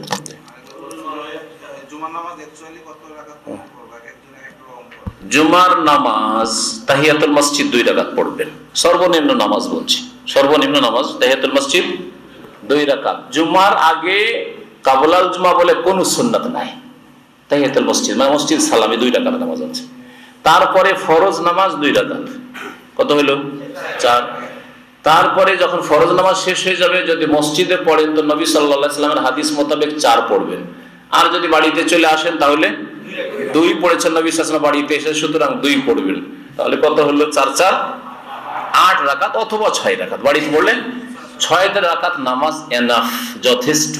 আর এইটি হচ্ছে সুন্নাত। এরপরে একটি হাদিস আছে যে ব্যক্তি জুমার দিনে আগে ভাগে মসজিদে আসলো আর আসার পরে ফাসাল্লাহ মা কুদ্দের আলাহু বা মা কুতিবা লাহু, যতটা তার জন্য সম্ভব হইল নামাজ, যতটা, কাবলাল জুমা নয়, আর ওই জোহরের উপরে কিয়াস করে 4 নয়, যত পারলো পড়লো, 8 6 4। কোনদিন হয়তো সালাতুদ দুহা পড়তে পারে না, হ্যাঁ, চাস্তের নামাজ পড়তে পারে না, জুমার দিন চাস্তের নামাজ পড়লো, আর 4 রাকাত 6 রাকাত 8 রাকাত নামাজ পড়লো, কোনো দোষ নেই। অথবা 10-20 রাকাত নামাজ পড়লো, কোরআন তেলাওয়াত পারে না, মিসকিন বসে থাকবে কেন, তো 10 রাকাত বেশি কাজ, খুতবা যতক্ষণ শুরু হয় নামাজ পড়তে থাকলো, কোনো দোষ নেই। বুঝতে পেরেছেন? এর নাম হচ্ছে উত্তম বিকল্প, আপনাকে নামাজ পড়তে বাধা দিচ্ছে না। কিন্তু আপনি ওটাকে লিমিটেড করিয়েন না যে আমরা জোহরের উপরে কিয়াস করে জোহরের আগে 4 পড়ি সুতরাং 4 পড়বো। এই এখতিয়ার কে দিল আপনাকে? এর নাম বিদআত হয়ে যাবে। আর উত্তম বিকল্প হচ্ছে আপনি বেশি পড়তে চান, আপনার 2 তাহিয়াতুল মসজিদ পড়ার পর আরো মনটা চাই, আরো 2, আরো 4, আরো 6, 8, 10, 20 পড়েন না কেন? যতক্ষণ খতিব খুতবা শুরু না করে ততক্ষণ নামাজ পড়তে থাকেন নফল। খুতবা শুরু হলে আর নফল পড়া চলবে না। তখন কেউ যদি আসে মাত্র 2 রাকাত নামাজ পড়ে বসবে। 2 রাকাত নামাজ না পড়ে জুমার দিন বসা ঠিক নয়। নবী সাল্লাল্লাহু আলাইহি ওয়াসাল্লাম খুতবা বন্ধ করে বলেছেন কম ফসল্লি রাকাতেন, আজকে জুমা মসজিদে খতিব বলেছে কম দাঁড়াও 2 রাকাত নামাজ পড়ে বসো। আর আমাদের দেশে এই হাদিস বিরোধী, অথচ সহিহ বুখারী হাদিস, এই হাদিস বিরোধী কাজ লালবাতি জ্বালানো, খবরদার নামাজ পড়বেন না, নিষেধ। নবীর হাদিসের উপর আমল করা নিষেধ।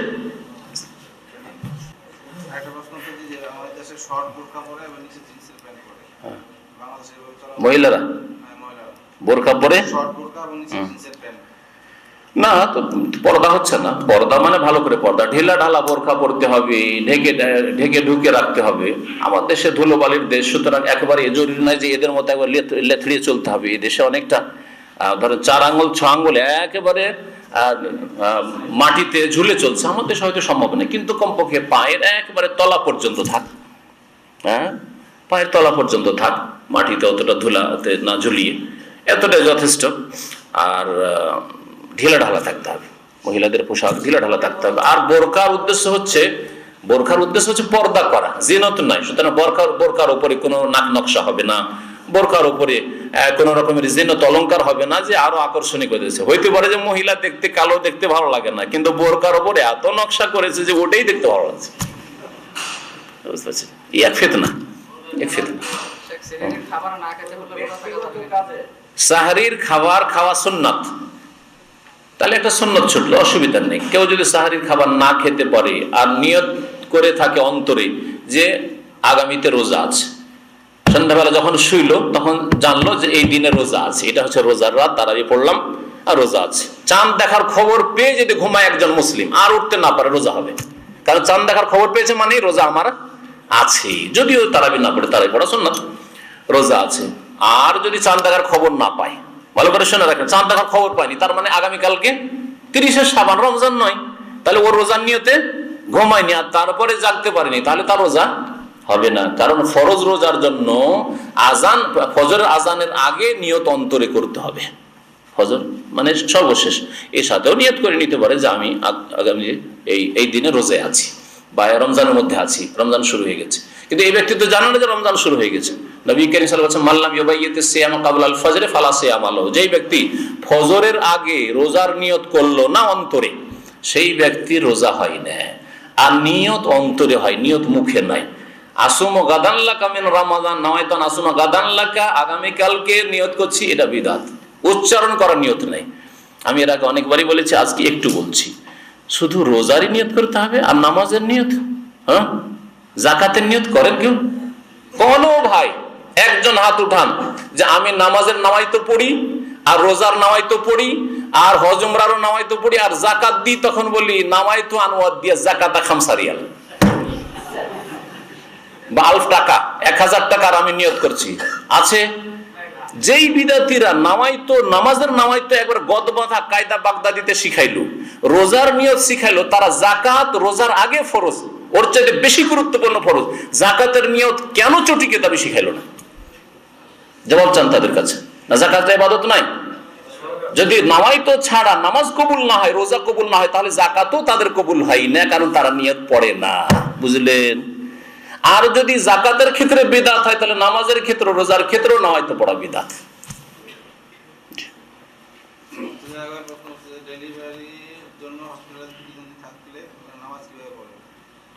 মহিলা নামাজ পড়বে ডেলিভারি হওয়ার আগে পর্যন্ত, যতক্ষণ পর্যন্ত রক্ত আসেনি, ডেলিভারির রক্ত, ততক্ষণ পর্যন্ত নামাজ পড়বে। আর যখন রক্ত চলে আসবে তখন তার নেফাস শুরু হয়ে গেছে, সুতরাং তখন নামাজ পড়বে না। নামাজ নেফাসের অবস্থায় মাফ, যতদিন পর্যন্ত রক্ত থাকবে, 20, 22 দিন, 25 দিন, এমনকি 40 দিন। যে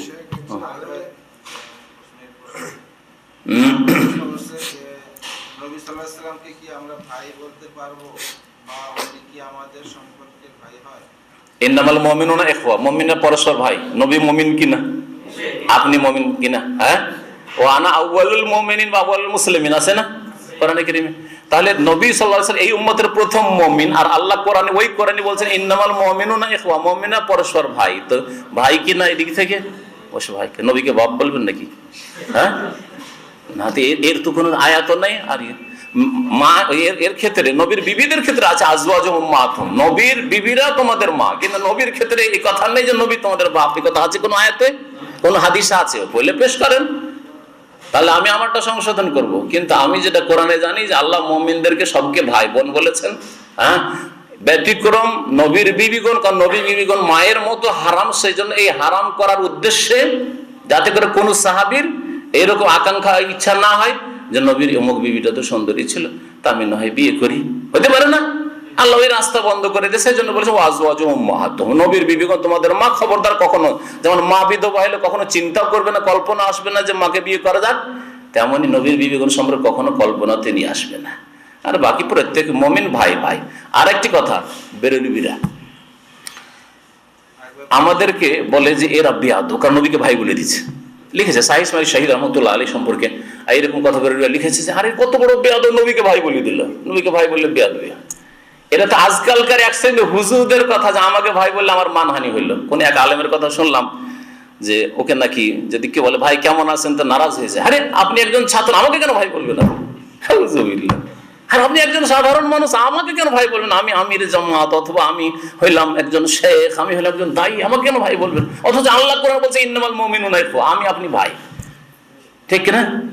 সুবহানাল্লাহ, আশ্চর্য। তাহলে এই মন মানসিকতা কোথায় চলে গেছে এক শ্রেণী আলেমদের, আফসোস লাগে। এইরকমই ওই বিদাতি ধারণা যে নবীকে ভাই বললে বেয়াদবি করা হইলো, বরং উল্টোটা বলছি। এই জন্য আমি নবীকে ভাই না বললে নবী কি বলেছেন আমাদের সম্পর্কে এটা বলছি। নবী করিম সাল্লাল্লাহু আলাইহি ওয়াসাল্লাম বলছেন ওয়াদিতু লাউ রাআইতু ইখওয়ানানা, সহিহ বুখারীর হাদিস, মুসলিমের হাদিস। আমার খুব আকাঙ্ক্ষা হচ্ছে যদি আমার ভাইদেরকে আমি দেখতে পেতাম। ওয়াদিতু লাউ রাআইতু ইখওয়ানানা, ইখওয়ান মানে কি? ভাইরা। আমার ভাইদেরকে যদি দেখতে পেতাম। তখন সাহাবীরা বললেন যে আলাসনা ইখওয়ানাকা ইয়া রাসূলুল্লাহ, হে আল্লাহর রাসূল, আমরা কি আপনার ভাই নই? আমাদেরকে তো দেখছেন আপনি, কি বলেন যে ভাইদেরকে যদি দেখতে পেতাম, তা আমরা তো আপনার ভাই।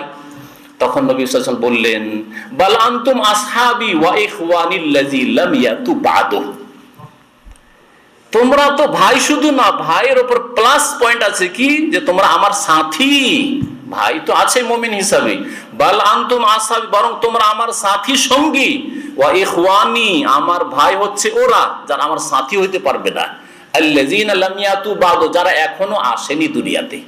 মুমিন মুমিনাত কিয়ামত পর্যন্ত যারা আসবে তারা আমার ভাই। তো নবী আমাদেরকে কি বললেন? ভাই বললেন না? বললেন না? এই কথাই সাহিহ ইসমাইল শাহী রহমতুল্লাহ আলাইহি, ভারতের প্রখ্যাত আলেম এবং মুজাহিদ, যিনি শিখদের বিরুদ্ধে আর ইংরেজদের বিরুদ্ধে জিহাদ করতে গিয়ে শহীদ হয়েছিলেন। দুই শহীদের আন্দোলন, তাহরিকে শহীদান যেটা বলে প্রসিদ্ধ, যারা ভারতের ইতিহাস পড়েছেন। আর তিনি হচ্ছেন শাহ ওলিউল্লাহ মুহাদ্দিস দেহলভির নাতি। শাহ ওলিউল্লাহ মুহাদ্দিস দেহলভির নাতি। আর শাহ ওলিউল্লাহ মুহাদ্দিস দেহলভি সম্পর্কে আমাদের দেশের সমস্ত আলেমরাই প্রায় জানে। তো তিনি এই হাদিসটা লিখেছেন, তখন বেরেলিরা, কবর মাজারপন্থীরা সব উজির পড়ে লেগেছে তার বিরুদ্ধে। কত বড় কাফের, নবীর সাথে বেয়াদবি করে নবীকে ভাই বলে দিল, অথচ নবীর হাদিস সহিহ বুখারী মুসলিমের। বুঝলেন কথা? তো নবী তো আমাদেরকে ভাই বলেছেন। আয়াত বললাম আর নবী সাল্লাল্লাহু আলাইহি ওয়াসাল্লামের হাদিস বললাম, তারপরে কোনো সন্দেহ আছে? তাহলে অন্তরে পাকা কিছু আছে, অন্তর সোজা না কোরআন হাদিস মানতে। আল্লাহ পাক যেন বুঝার তৌফিক দান করে। একজন আলেম বলছে যে হাদিসের উপর আমল করা হারাম, কারণ রাসূলুল্লাহ সাল্লাল্লাহু আলাইহি ওয়াসাল্লাম বিদায় হজে বলছে তারাকতুকুম মিন আমরাইন কিতাবুল্লাহি ওয়া সুন্নতি। সুন্নাত মানে হাদিস। জাহেল বলছে যে হাদিস আমল, হাদিস কাকে বলে? হাদিস কি সুন্নাত বলে, সুন্নাত কি হাদিস বলে? হাদিস ব্যাপক, হাদিস কোরআনকেও বলা হয়, খায়রুল হাদিসে কিতাবুল্লাহ। আর সুন্নাত মানে হচ্ছে নবীর হাদিস, নবী সাল্লাল্লাহু আলাইহি ওয়াসাল্লাম যা বলেছেন, যা করেছেন, আর যার স্বীকৃতি বা অনুমোদন দিয়েছেন, এর নাম হচ্ছে নবীর হাদিস, নবীর সুন্নাত, নবীর আসার। হ্যাঁ জি।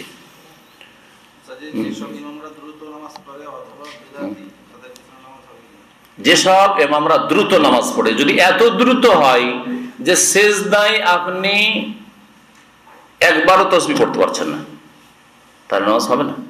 সেজদা যেতে যেতে উঠে যাচ্ছে, আপনি যে পৌঁছেছেন উঠে গেছে আল্লাহ আকবার, আল্লাহ আকবার, আল্লাহ আকবার, তাহলে এইরকম নামাজ হবে না। ওই রকমই আত্মাহাত পড়ার আর দরুদ পড়ার সুযোগ পাচ্ছেন না। এদিকে আত্মাহাত আর দরুদ হয় না, ওইদিকে সালাম ফিরা বসে আছে। কারণ এই দুটো হচ্ছে রোকন, ফরজ, এগুলি ছাড়া নামাজ হবে না।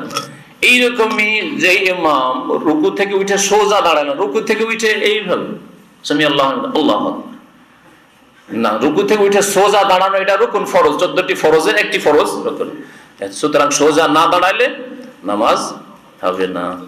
জি, সেজদা থেকে পুরো উঠে বসতে হবে, সেজদা থেকে অর্ধেকটা উঠলো আল্লাহ আকবার, আল্লাহ আকবার, তাহলে একটাই সেজদা গণ্য হবে, দুই সেজদা গণ্য হবে না, সুতরাং নামাজ হবে না। তাই ফরজ নামাজ পড়বেন, ফরজ নামাজটা একটু ধীরে স্থির ভাবে পড়ে তারা। ফরজ নামাজ এই অবস্থা, যাই হোক যথাসাধ্য জোড়াতালি দেওয়ার চেষ্টা করবেন, নসিহত করবেন ইমামগুলোকে, হাদিস খুলে দেখাবেন যে ইতমিনানের সাথে ধীর স্থিরতায় নামাজ পড়া। এটা আর শুধু আমাদের কথা না, এটা হাদিসের কথা। এটা ও হানাফি মযহাব, হানাফি মযহাবে কথা বলছে না যে তোমরা একেবারে মুনাফিকের মতো দৌড়াদৌড়ি নামাজ পড়া। ইতমিনানের সাথে নামাজ পড়া, যদিও তাদের কাছে রুকুন না হয় তো ওয়াজিব তাদের কাছে, বুঝা গেছে? শুধু এত কেন তাড়াহুড়া নামাজ পড়া? সমস্ত মযহাবে, হানাফি, শাফিঈ, মালিকি, হাম্বলি, অরিজিনাল মযহাবে নামাজ ধীর স্থির ভাবে পড়তে হবে। সমস্ত মযহাবে আছে। মযহাব বিরোধী কাজ করছে সে, হাদিস বিরোধীও করছে, আর তাদের মযহাব বিরোধীও কাজ করছে, তো বুঝান তাদেরকে, এইটা করেন। আর এই জন্য নামাজ পড়বেন না, আর জামাত আলাদা ঘরে নামাজ পড়বেন, ফরজ নামাজ, এই ফতোয়া তো সহজে দেওয়া যাবে না। আর বিদাতির পিছনে নামাজ পড়ার যে বিষয়টি রয়েছে, বিদাত যদি বড় শিরকে পৌঁছায় তাহলে নামাজ পড়া জায়েজ নয়। যেমন কবরে সিজদা করছে, হ্যাঁ, কবরওয়ালার কাছে চাইছে, কবরে নিয়ে গিয়ে খাসি মোরগ জবাই করছে, ওই ইমাম জানেন যে ওরসে গেল আর খাসি মোরগ জবাই করে আসলো, ছেলে মেয়ে চেয়ে আসলো, লোকজনকে বলছে যে যান বাবার এখন দরগায় যান, আপনারা ওরস লেগেছে, ওখানে যা যা যার চাওয়ার পাওয়ার যান ওখানে পাবেন। তাহলে মুশরিকের পিছনে নামাজ পড়া জায়েজ নাই। কেউ যদি বলে দুর্গার কাছে পাওয়া যায়, আর কেউ বলে দরগার কাছে পাওয়া যায়, দুটোতে কোনো পার্থক্য নেই, একই কথায়, ভাষার শুধু পার্থক্য।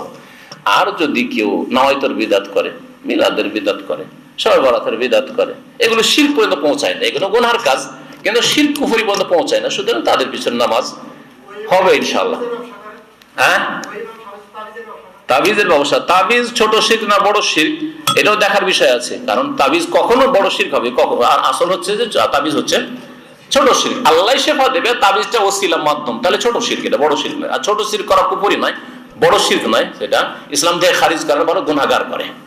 সুতরাং এইরকম আমার বিষণ্ণ বলা যাবে না যে নামাজ পড়া যাবে না। মহিলা পুরুষের নামাজে কোনো পার্থক্য নেই। আর এই সম্পর্কে বক্তব্য আছে, সিডিতে নিয়ে দিবেন। কাজা নামাজ, উমরি কাজা ইসলামে নেই। উমরি কাজা মানে সারা জীবনের কাজা। 10 বছর, 20 বছর, 30 বছর বেনামাজি ছিলেন, এখন আল্লাহ হিদায়াত করেছে, এখন প্লাস একটা করে ওয়াক্ত বাড়াইতে লেগেছেন, একটা করে নামাজ, জোহর ডবল জোহর, হ্যাঁ, আসর ডবল, হ্যাঁ, এই করতে করতে আপনি ভাবলেন যে আমার 10 বছর ছুটেছে, আগামী 10 বছর আমি ডবল ডবল নামাজ পড়বো, আর কাজা হয়ে যাবে। এটা বিদাতি কাজ। বরং এর সমাধান নবী সাল্লাল্লাহু আলাইহি ওয়াসাল্লাম বলেছেন যে বেশি বেশি সুন্নত, নফল, তাহাজ্জুদ এগুলি পড়ে ঘাটতি পূরণ করো, কিয়ামতের দিন সেগুলি দিয়ে ঘাটতি পূরণ হবে। যদি আপনার এই বিদাতি তরিকা ইসলামে থাকতো তো নবী বলতেন যে দেখো যখন তোমরা তওবা করবে তখন ওইগুলি কাজা করিও না, এরকম কাজা নেই। জি, তারাবির নামাজ না পড়লে তো কোনো গুনাহ হবে না। তারাবির নামাজ আপনার নাই যে গুনাহগার হয়ে যাবে, তবে বড় নেকি থেকে সে মাহরুম হচ্ছে, আল্লাহর কাছে দোয়া করবে। তারাবির নামাজ সুন্নাত, আর ওর যদি কফিলের ডিউটি থাকে দোকানপাটে, বা যদি এমনি অন্য কোনো ডিউটি থাকে, তো এটা ফরজ, কারণ তার উপর সে বিনিময় নিচ্ছে, হ্যাঁ, হালাল রিজিক অর্জন করছে, সুতরাং ফরজ কাজকে প্রাধান্য দিতে হবে অবশ্যই।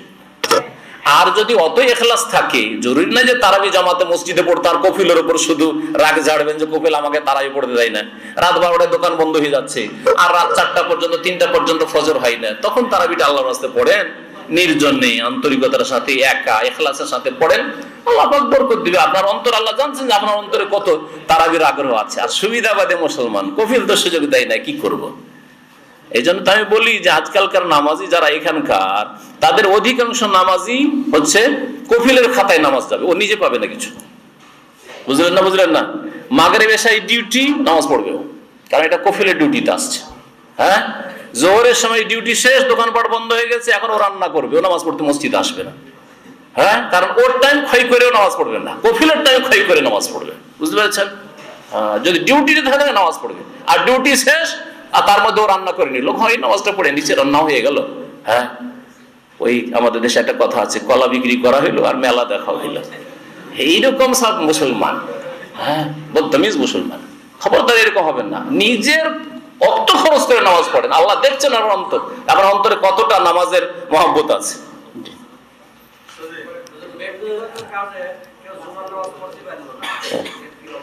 জুমার নামাজ যে ছাড়বে সে কাবিরা গুনাহ করবে, বরং ফরজ নামাজের চাইতে বড় কাবিরা গুনাহ। পরপর 3 জুমা যদি এরকম অবহেলা করে কেউ ছেড়ে দেয়, তাহলে হয়তো আল্লাহকে হেদায়েত করবে না, কারণ হাদিসে আছে যে আল্লাহ ওর অন্তরে আল্লাহ মোহর মেরে দেবে, ওই লোক হয়তো জাহান্নামী হয়ে মারা যাবে, কারণ হেদায়েতই হবে না ওর। বুঝা গেছে? সেই জন্য কখনো শরীয়তের ওজর ছাড়া জুমা ছাড়া যায়। শরীয়তের ওজর হচ্ছে আপনি সফরে আছেন, শরীয়তের ওজর হচ্ছে যে আপনি অসুস্থ আছেন, চলতে পারেন না, এখন জুমা মসজিদে বসে থাকতে পারবেন না আপনি গিয়ে। শরীয়তের ওজর হচ্ছে ভয় ভীতি, দুশমনে মেরে দেবে, এরকম হয়তো কোনো জায়গায় নিরাপত্তা নেই, এইরকম বেশ কিছু শরীয়তে যেগুলো ওজর আছে, ঝড় বৃষ্টি ইত্যাদি।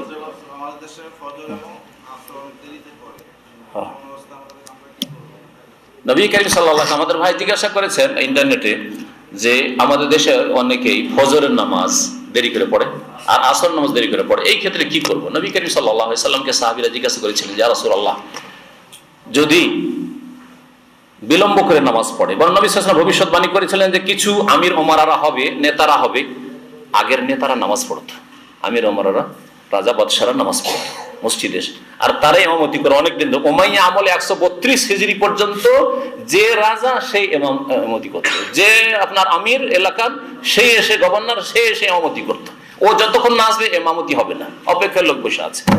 তাদের একটা দিক ভালো ছিল যে তারা নিজেরাও জামাতে হাজির হইতো, কিন্তু তাদের আর একটা দিক খারাপ ছিল যে ভোগ বিলাসী, ও যতক্ষণ না আসবে লোকজন হা করে বসে, হায় রে কখন আসবে আমাদের আমির সাহেব যে নামাজ পড়বো, কখন আসবে আমাদের প্রধানমন্ত্রী সাহেব যে নামাজ পড়বো। মুসিবত, যদি না আসে বসেই থাকেন, আর নামাজ পড়িয়ে দিলে খবর আছে, কেন আমি আইলাম না নামাজ পড়লাম, কারণ হচ্ছে প্রশাসন তার হাতে, পাওয়ার তার হাতে। তো নবী সাল্লাল্লাহু আলাইহি ওয়াসাল্লাম বললেন যখন যে এইরকম কিছু আমির ওমরারা নেতারা হবে, ইয়ামিতুনা সালাত আন ওয়াক্তিহা, নামাজকে তার ওয়াক্ত থেকে মেরে দিবে, মানে ওয়াক্তে নামাজই পড়বে না, বিলম্ব করে নামাজ পড়বে। তখন সাহাবীরা জিজ্ঞাসা, ইয়া রাসূলুল্লাহ, তাহলে আমরা কি করব তখন? তখন নবী সাল্লাল্লাহু আলাইহি ওয়াসাল্লাম বলেছিলেন, সাল্লিস সালাতা লিওয়াক্তিহা, নামাজকে আউয়াল ওয়াক্তে পড়ে নিবে তোমরা বাড়িতে, নিজের বাড়িতে আউয়াল ওয়াক্তে পড়ে না। আর তারপরে যদি দেখো যে মসজিদে এখন আজান হলো, একামত হলো, আজামাত হচ্ছে, আমির এসে নামাজ পড়াচ্ছে, বা আজকালকার আমির হচ্ছে আমাদের বিদাতি মোল্লারা ফজর নামাজ বিলম্বে, আসর নামাজ বিলম্বে পড়বে। এখন গ্রামে গিয়ে যদি নামাজ না পড়েন, শুধু বাড়িতে নামাজ পড়েন, তো বললে দেখো দাড়ি নিয়ে সৌদি আরব থেকে এসে নামাজ পড়ে না, বলবে না, বদনাম করে আপনার দাওয়াতের বাসায় মিটিয়ে দিবে। সেই জন্য আপনি তাদের সাথে দ্বিতীয়বার নামাজ পড়ে নেবেন। আর দ্বিতীয় নামাজ ফাইন্নাহা তাকুনু লাকা নাফিলা, দ্বিতীয় নামাজ তোমার জন্য নফল হয়ে যাবে। নবী করিম সাল্লাল্লাহু আলাইহি ওয়াসাল্লাম এভাবে সমাধান বলেছেন। যে 5 বছরের মেয়ে মারা গেছে, আকিকাতে লেট করে ফেলেছেন, সুতরাং এখন আকিকা দিলে দিতে পারেন। ওলামারা বলেছেন যে আকিকার হায়াত মওতের সাথে কোনো সম্পর্ক নেই, জন্মিলেই আকিকা তার জন্য সুন্নাতে মুআক্কাদা, জন্মার পরে থাক দুনিয়া তার নাই থাক। এই জন্য 7 দিনে, একদল বলছে 7 দিনে পৌঁছেনি তখন আকিকাই নেই, আরেক দল বলছে না, ওর হায়াতের মধ্যে, এমন তো কোনো হাদিস নেই যে বেঁচে থাকলে তুমি শুধু আকিকা দিবে। এটা তো আমরা মনে করছি যে আমার ছেলে বাঁচলো না, মেয়ে বাঁচলো না, আবার আকিকে কি খরচ করবো না, তা আপনার অন্তরে সংকীর্ণতা। আকিকা ইবাদত, আর এই ইবাদত আপনি করেন, আল্লাহ আপনার ছেলে মেয়েকে হায়াত দিক আর নাই দিক, সুতরাং আকিকা করতে পারবেন অবশ্যই। বিশেষ করে যারা লেট করে ফেলেছেন, এভাবে লেট করা সুন্নাতের খেলাফ কাজ। 7 দিনে, 14 দিনের দিনে অথবা 21 দিনের দিনে, এই দিনগুলিতে আকিকা করে নেওয়া উচিত। বোরখা, এই বাইরে থেকে জিজ্ঞেস করছেন মানে নাকি, বোরখা, মুখ খোলা বোরখা সম্পর্কে শরীয়তের বিধান কি? মুখ চেহারা ঢাকা আর খোলা সম্পর্কে ওলামাদের ইখতিলাফ আছে। ইখতিলাফ হচ্ছে, দ্বিমত হচ্ছে যে মহিলাদের চেহারা ঢাকা ফরজ না মুস্তাহাব, ফরজ না মুস্তাহাব। একদল বলছেন যে এটা মুস্তাহাব কাজ, নেকির কাজ, ভালো কাজ, তবে ওয়াজিব ফরজ নাই, গুনাহগার হবে না। চেহারা খুলে যদি চলে, আর গোটা শরীর ঢাকা আছে, চুল, মাথা, হাত সব ঢাকা আছে, হাতের এটাও তারা খোলার কথা বলছে, চেহারা আর হাতের কবজি পর্যন্ত, আর টাকনার নিচে পা, এই 3টি অঙ্গ তারা ঢাকা মুস্তাহাব বলছে, তাদের কাছে ওয়াজিব ফরজ নয়। যারা এই মতে বিশ্বাসী তাদের কাছে চেহারা খোলা থাকলে গুনাহ হবে না, তবে অনুত্তম কাজ হবে, উত্তমের বিপরীত কাজ হবে। আরেক দল বলছে না, চেহারাতেই আসল আকর্ষণ আছে, চেহারাতে আসল জিনত অলংকার আছে, গলার মালার চাইতে হাতের চুড়ির চাইতে বেশি চেহারার দিকে মানুষ তাকাবে না, তাকাবে না? কেউ চুড়ির দিকে, যদি একটা মহিলা চেহারা খোলা থাকে আর চুড়িও খোলা আছে, চুড়ির দিকে তাকাবে না মুখের দিকে তাকাবে? মুখের দিকে তাকাবে। আল্লাহ বলছে ওয়ালা ইউবদিনা যিনাতাহুন্না, মহিলারা যেন তাদের জিনাত অলংকার প্রকাশ না করে। তো প্রথম জিনাত তো হচ্ছে চেহারা, ফেস। সুতরাং যারা বলেছে, আর সৌদি আরবের সমস্ত ওলামারা কাছাকাছি এই ক্ষেত্রে একমত, আগের এখনকার, যে চেহারা ঢাকা ফরজ, চেহারা ঢাকা হচ্ছে ফরজ, মুস্তাহাব নয়। আর এটাই ঠিক। আর এতে আপনার স্ত্রীরও মান ইজ্জত আছে, আপনারও মান ইজ্জত আছে। একজন দাড়িওয়ালা মানুষ আর আপনার স্ত্রী যদি ওই ঢিলা ফতোয়ার উপর আমল করেন, দেখো দাড়িওয়ালা হুজুর আর বিবিকে চেহারা খুলে বাজারে নিয়ে বেড়াচ্ছে, বলবে না? হ্যাঁ, আপনার মান ইজ্জত যাবে, আপনার স্ত্রীর মান ইজ্জত যাবে। আর কত যে ওই পায়খানার মাছি ভ্যান ভ্যান করে আপনার স্ত্রীর চেহারার উপর পড়বে। কারা পায়খানার মাছি? তাদেরকে পায়খানার মাছি বললাম, বুঝলেন না মনে হয়? হ্যাঁ, যারা খারাপ নজর দেয় মহিলাদের উপর, যারা খারাপ নজর, মহিলা চেহারা খোলা থাকলে তাকায়। ওই নার্সগুলো আর খাদ্দামাগুলি যখন ওই ক্লিন কোম্পানির মহিলাগুলি যখন শিখোয় আশেপাশে যখন এসে বাস থেকে নামে, একদিন আমি গাড়ি নিতে দিয়ে যাচ্ছি আর মহিলারা নামছে আর 50 জনের বেশি, 100 চারিদিক থেকে এইভাবে তাকাচ্ছে। মনে হচ্ছে রে বাবা কিয়ামত হয়ে গেছে। হ্যাঁ, কি অবস্থা! এরা হলো পায়খানার মাছি। তা আপনি কি চান যে আপনার স্ত্রী, আপনার বোনের চেহারার পায়খানার মাছি বসুক? কখনো না। বদনজর লাগতে পারে, দুনিয়ার ক্ষতি। এছাড়া আপনার স্ত্রীর চেহারা দেখে কেউ মজা নিবে, আপনার বোনের চেহারা দেখে কেউ মজা নিবে, ওরে অমুকের স্ত্রীটা কত সুন্দর রে, হ্যাঁ, আপনার ভালো লাগছে। সুতরাং একজন ভদ্র মুসলমানের মান ইজ্জতের খেলাফ কাজ এটা। কখনো এরকম কাজ করবেন না। ঢিলা ফতোয়ার উপর আমল করবে, এক শ্রেণীর লোকেরা ঢিলা ফতোয়ার উপর আমল করে আর ওই বরাত দিয়ে দেয় যে অমুক মুহাদ্দিস বলেছেন, অমুক আলেম বলেছেন। না, প্রত্যেকের কথা, যদি ইমাম শাফি, মালিক, আহমদ, আবু হানিফার কথা ছাড়া যায় তো নাসরুদ্দিন আলবানির কথা ছাড়তে হবে না? অবশ্যই ছাড়তে হবে। জি, কারো অন্ধ অনুকরণ যখন আগের গুলির করলেন না, আপনি নবী ছাড়া কারো অন্ধভাবে কথা মানবেন না, তাহলে কেন আজকে কোন আলেমের কথা পেশ করবেন? দেখতে হবে, সেটাও যাচাই করে দেখতে হবে যে সেটা কেমন। এইটাই বোঝার জন্য আপনাদের বললাম, যে জন্য চেহারাতে বেশি জিন্নত আছে, চেহারা ঢাকবেন, তাতে আপনারও মান ইজ্জত ভালো থাকবে, আপনার স্ত্রীর মান ইজ্জত ভালো থাকবে। চেহারা ঢাকা মহিলার পাশে কেউ বসার সাহস করবে না। বাসে চড়ে দেখেছেন, চেহারা ঢাকা মহিলা থাকলে সিট দিয়ে দিবে ওকে, কিন্তু চেহারা খোলা যদি মহিলা থাকে কেউ সিট দেবে না। এবারে এই গত সপ্তাহে জিজানে গেছিলাম, জিজান থেকে ফ্লাইটে চেপেছি, তো পর্দানাসীন মহিলা সবগুলিকে মহিলার পাশে সিট দিয়েছে। কাউন্টারে যারা বোর্ডিং কার্ড দিচ্ছে তারাও বুদ্ধিমান। আমি খুব চিন্তা করতে লাগলাম, একজন মহিলা, ইন্ডিয়ান মহিলা, হয়তো নন মুসলিম হবে, মাথা খোলা, সব খোলা, হাত এখান পর্যন্ত খোলা, একেবারে বেহায়া অবস্থায়। ওকে দুই পুরুষের, দুইজন সৌদির সিট পড়েছে আর ওর মাঝখানে। আমি দেখে তো পেরেশান হয়ে গেলাম, আর আমার সিট ওই পাশে, আমার সে একবারে মানে ফার্স্ট ক্লাসের পরে 30 নম্বরে আছে, আর ওরা ওই দিকে সিট আছে ওই সাইডে, দুটো পুরুষের মাঝখানে একজন মহিলা। কোনো বোরখাওয়ালা মহিলা এভাবে বসে নেই গোটা ফ্লাইটে 250 যাত্রী, বড় ফ্লাইট, এই একজন মহিলা বসে আছে। সুবহানাল্লাহ, যে এয়ার হোস্টেস নন মুসলিম, বুঝতে পারছে ইন্ডিয়ান, সে এসে বলছে ইংলিশে যে তোমার জন্য কি মহিলাদের পাশে ব্যবস্থা করব? আমি শুনছি ইংলিশে বলছে ব্যবস্থা করব, বলছে নো নিড, দরকার নাই। বসে থেকে গেল, রিয়াজ পর্যন্ত প্রায় 1.5 ঘন্টা লাগলো, 1.5 ঘন্টা ও দুই পুরুষের মাঝখানে বসে থাকলো। দেখা যায় ওই মহিলার চাইতে ভদ্র দেখলাম ওই দুই পুরুষকে, যুবক। তারপর একবারও দেখলাম না যে ওর দিকে কেউ তাকাচ্ছে, কারণ সৌদি আরব আলহামদুলিল্লাহ ভালো, অনেক ভালো আছে, দাঁড়িয়ে নেই তাদের, কিন্তু একবারও দেখলাম না যে খারাপ নজর দিচ্ছে ওর দিকে, অথচ সবকিছু খুলে আছে। তাহলে কাউন্টারে যে বোর্ডিং কার্ড দিচ্ছে জানছে যে এই মহিলা না, এই পুরুষ হয়ে গেছে, সুতরাং এর জন্য সেপারে আলাদা সিট লাগবে না, একে মহিলার পাশে দেওয়ার দরকার নেই, একে পুরুষের পাশে রাখলেও চলবে, বুঝছেন না? হ্যাঁ, ওরা বুঝে ভালো করে। হ্যাঁ,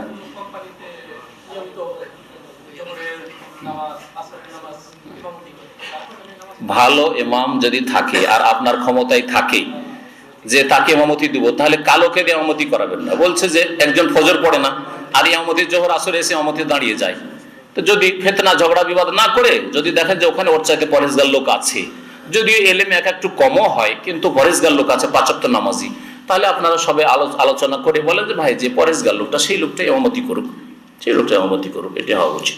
বাকি যদি দেখেন যে সেখানে বাধ্য, সে মোদির সে হচ্ছে সেখানকার সুপারভাইজার, আপনার সেখানে আওয়াজ চলছে না, কথা বলতে পারছেন না, বা কথা বলে ফায়দা নেই, ও নামাজ পড়াবে জবরদস্তি, অথচ সে আধা নামাজি ফজর পড়ে না, তাহলে আপনার নামাজ হবে, আপনার কোনো ক্ষতি হবে না, তার ক্ষতি হবে। শেষ করা যাক, সময় বেশি হয়ে গেছে। অনেক ভাইরাই দোয়া চেয়েছেন, এক ভাই অসুস্থ, আল্লাহ যেন শেফা দান করেন, এক ভাই কফিলের পক্ষ থেকে পেরেশান আছে, আল্লাহ যেন পেরেশানি দূর করে দেন। এইরকম অনেকে হয়তো বলেন না, কিন্তু আমাদের অনেক পেরেশানি আছে, শারীরিক হোক, পারিবারিক হোক, আর্থিক হোক, কফিলের দিক থেকে হোক, সাথী সঙ্গীদের দিক থেকে হোক, দেশের সামাজিক দিক থেকে আল্লাহ পাক আমাদের সমস্ত বালা মুসিবত পেরেশানি যেন দূর করে দেন। আল্লাহ দুনিয়াতে যতদিন রাখবেন মান ইজ্জতের সাথে সম্মানের সাথে রাখেন। আল্লাহ পাক রব্বুল যখন নেবেন তখন তৌহিদের উপর, কালিমা তাইয়্যিবার উপর আমাদেরকে যেন মওত দান করেন। আল্লাহ আমাদের সকলকে যেন জান্নাতুল ফিরদাউস দান করেন। ওয়া সাল্লাল্লাহু আলা নবিয়িনা মুহাম্মদ ওয়া আলা আলিহি ওয়া সাহবিহি আজমাইন।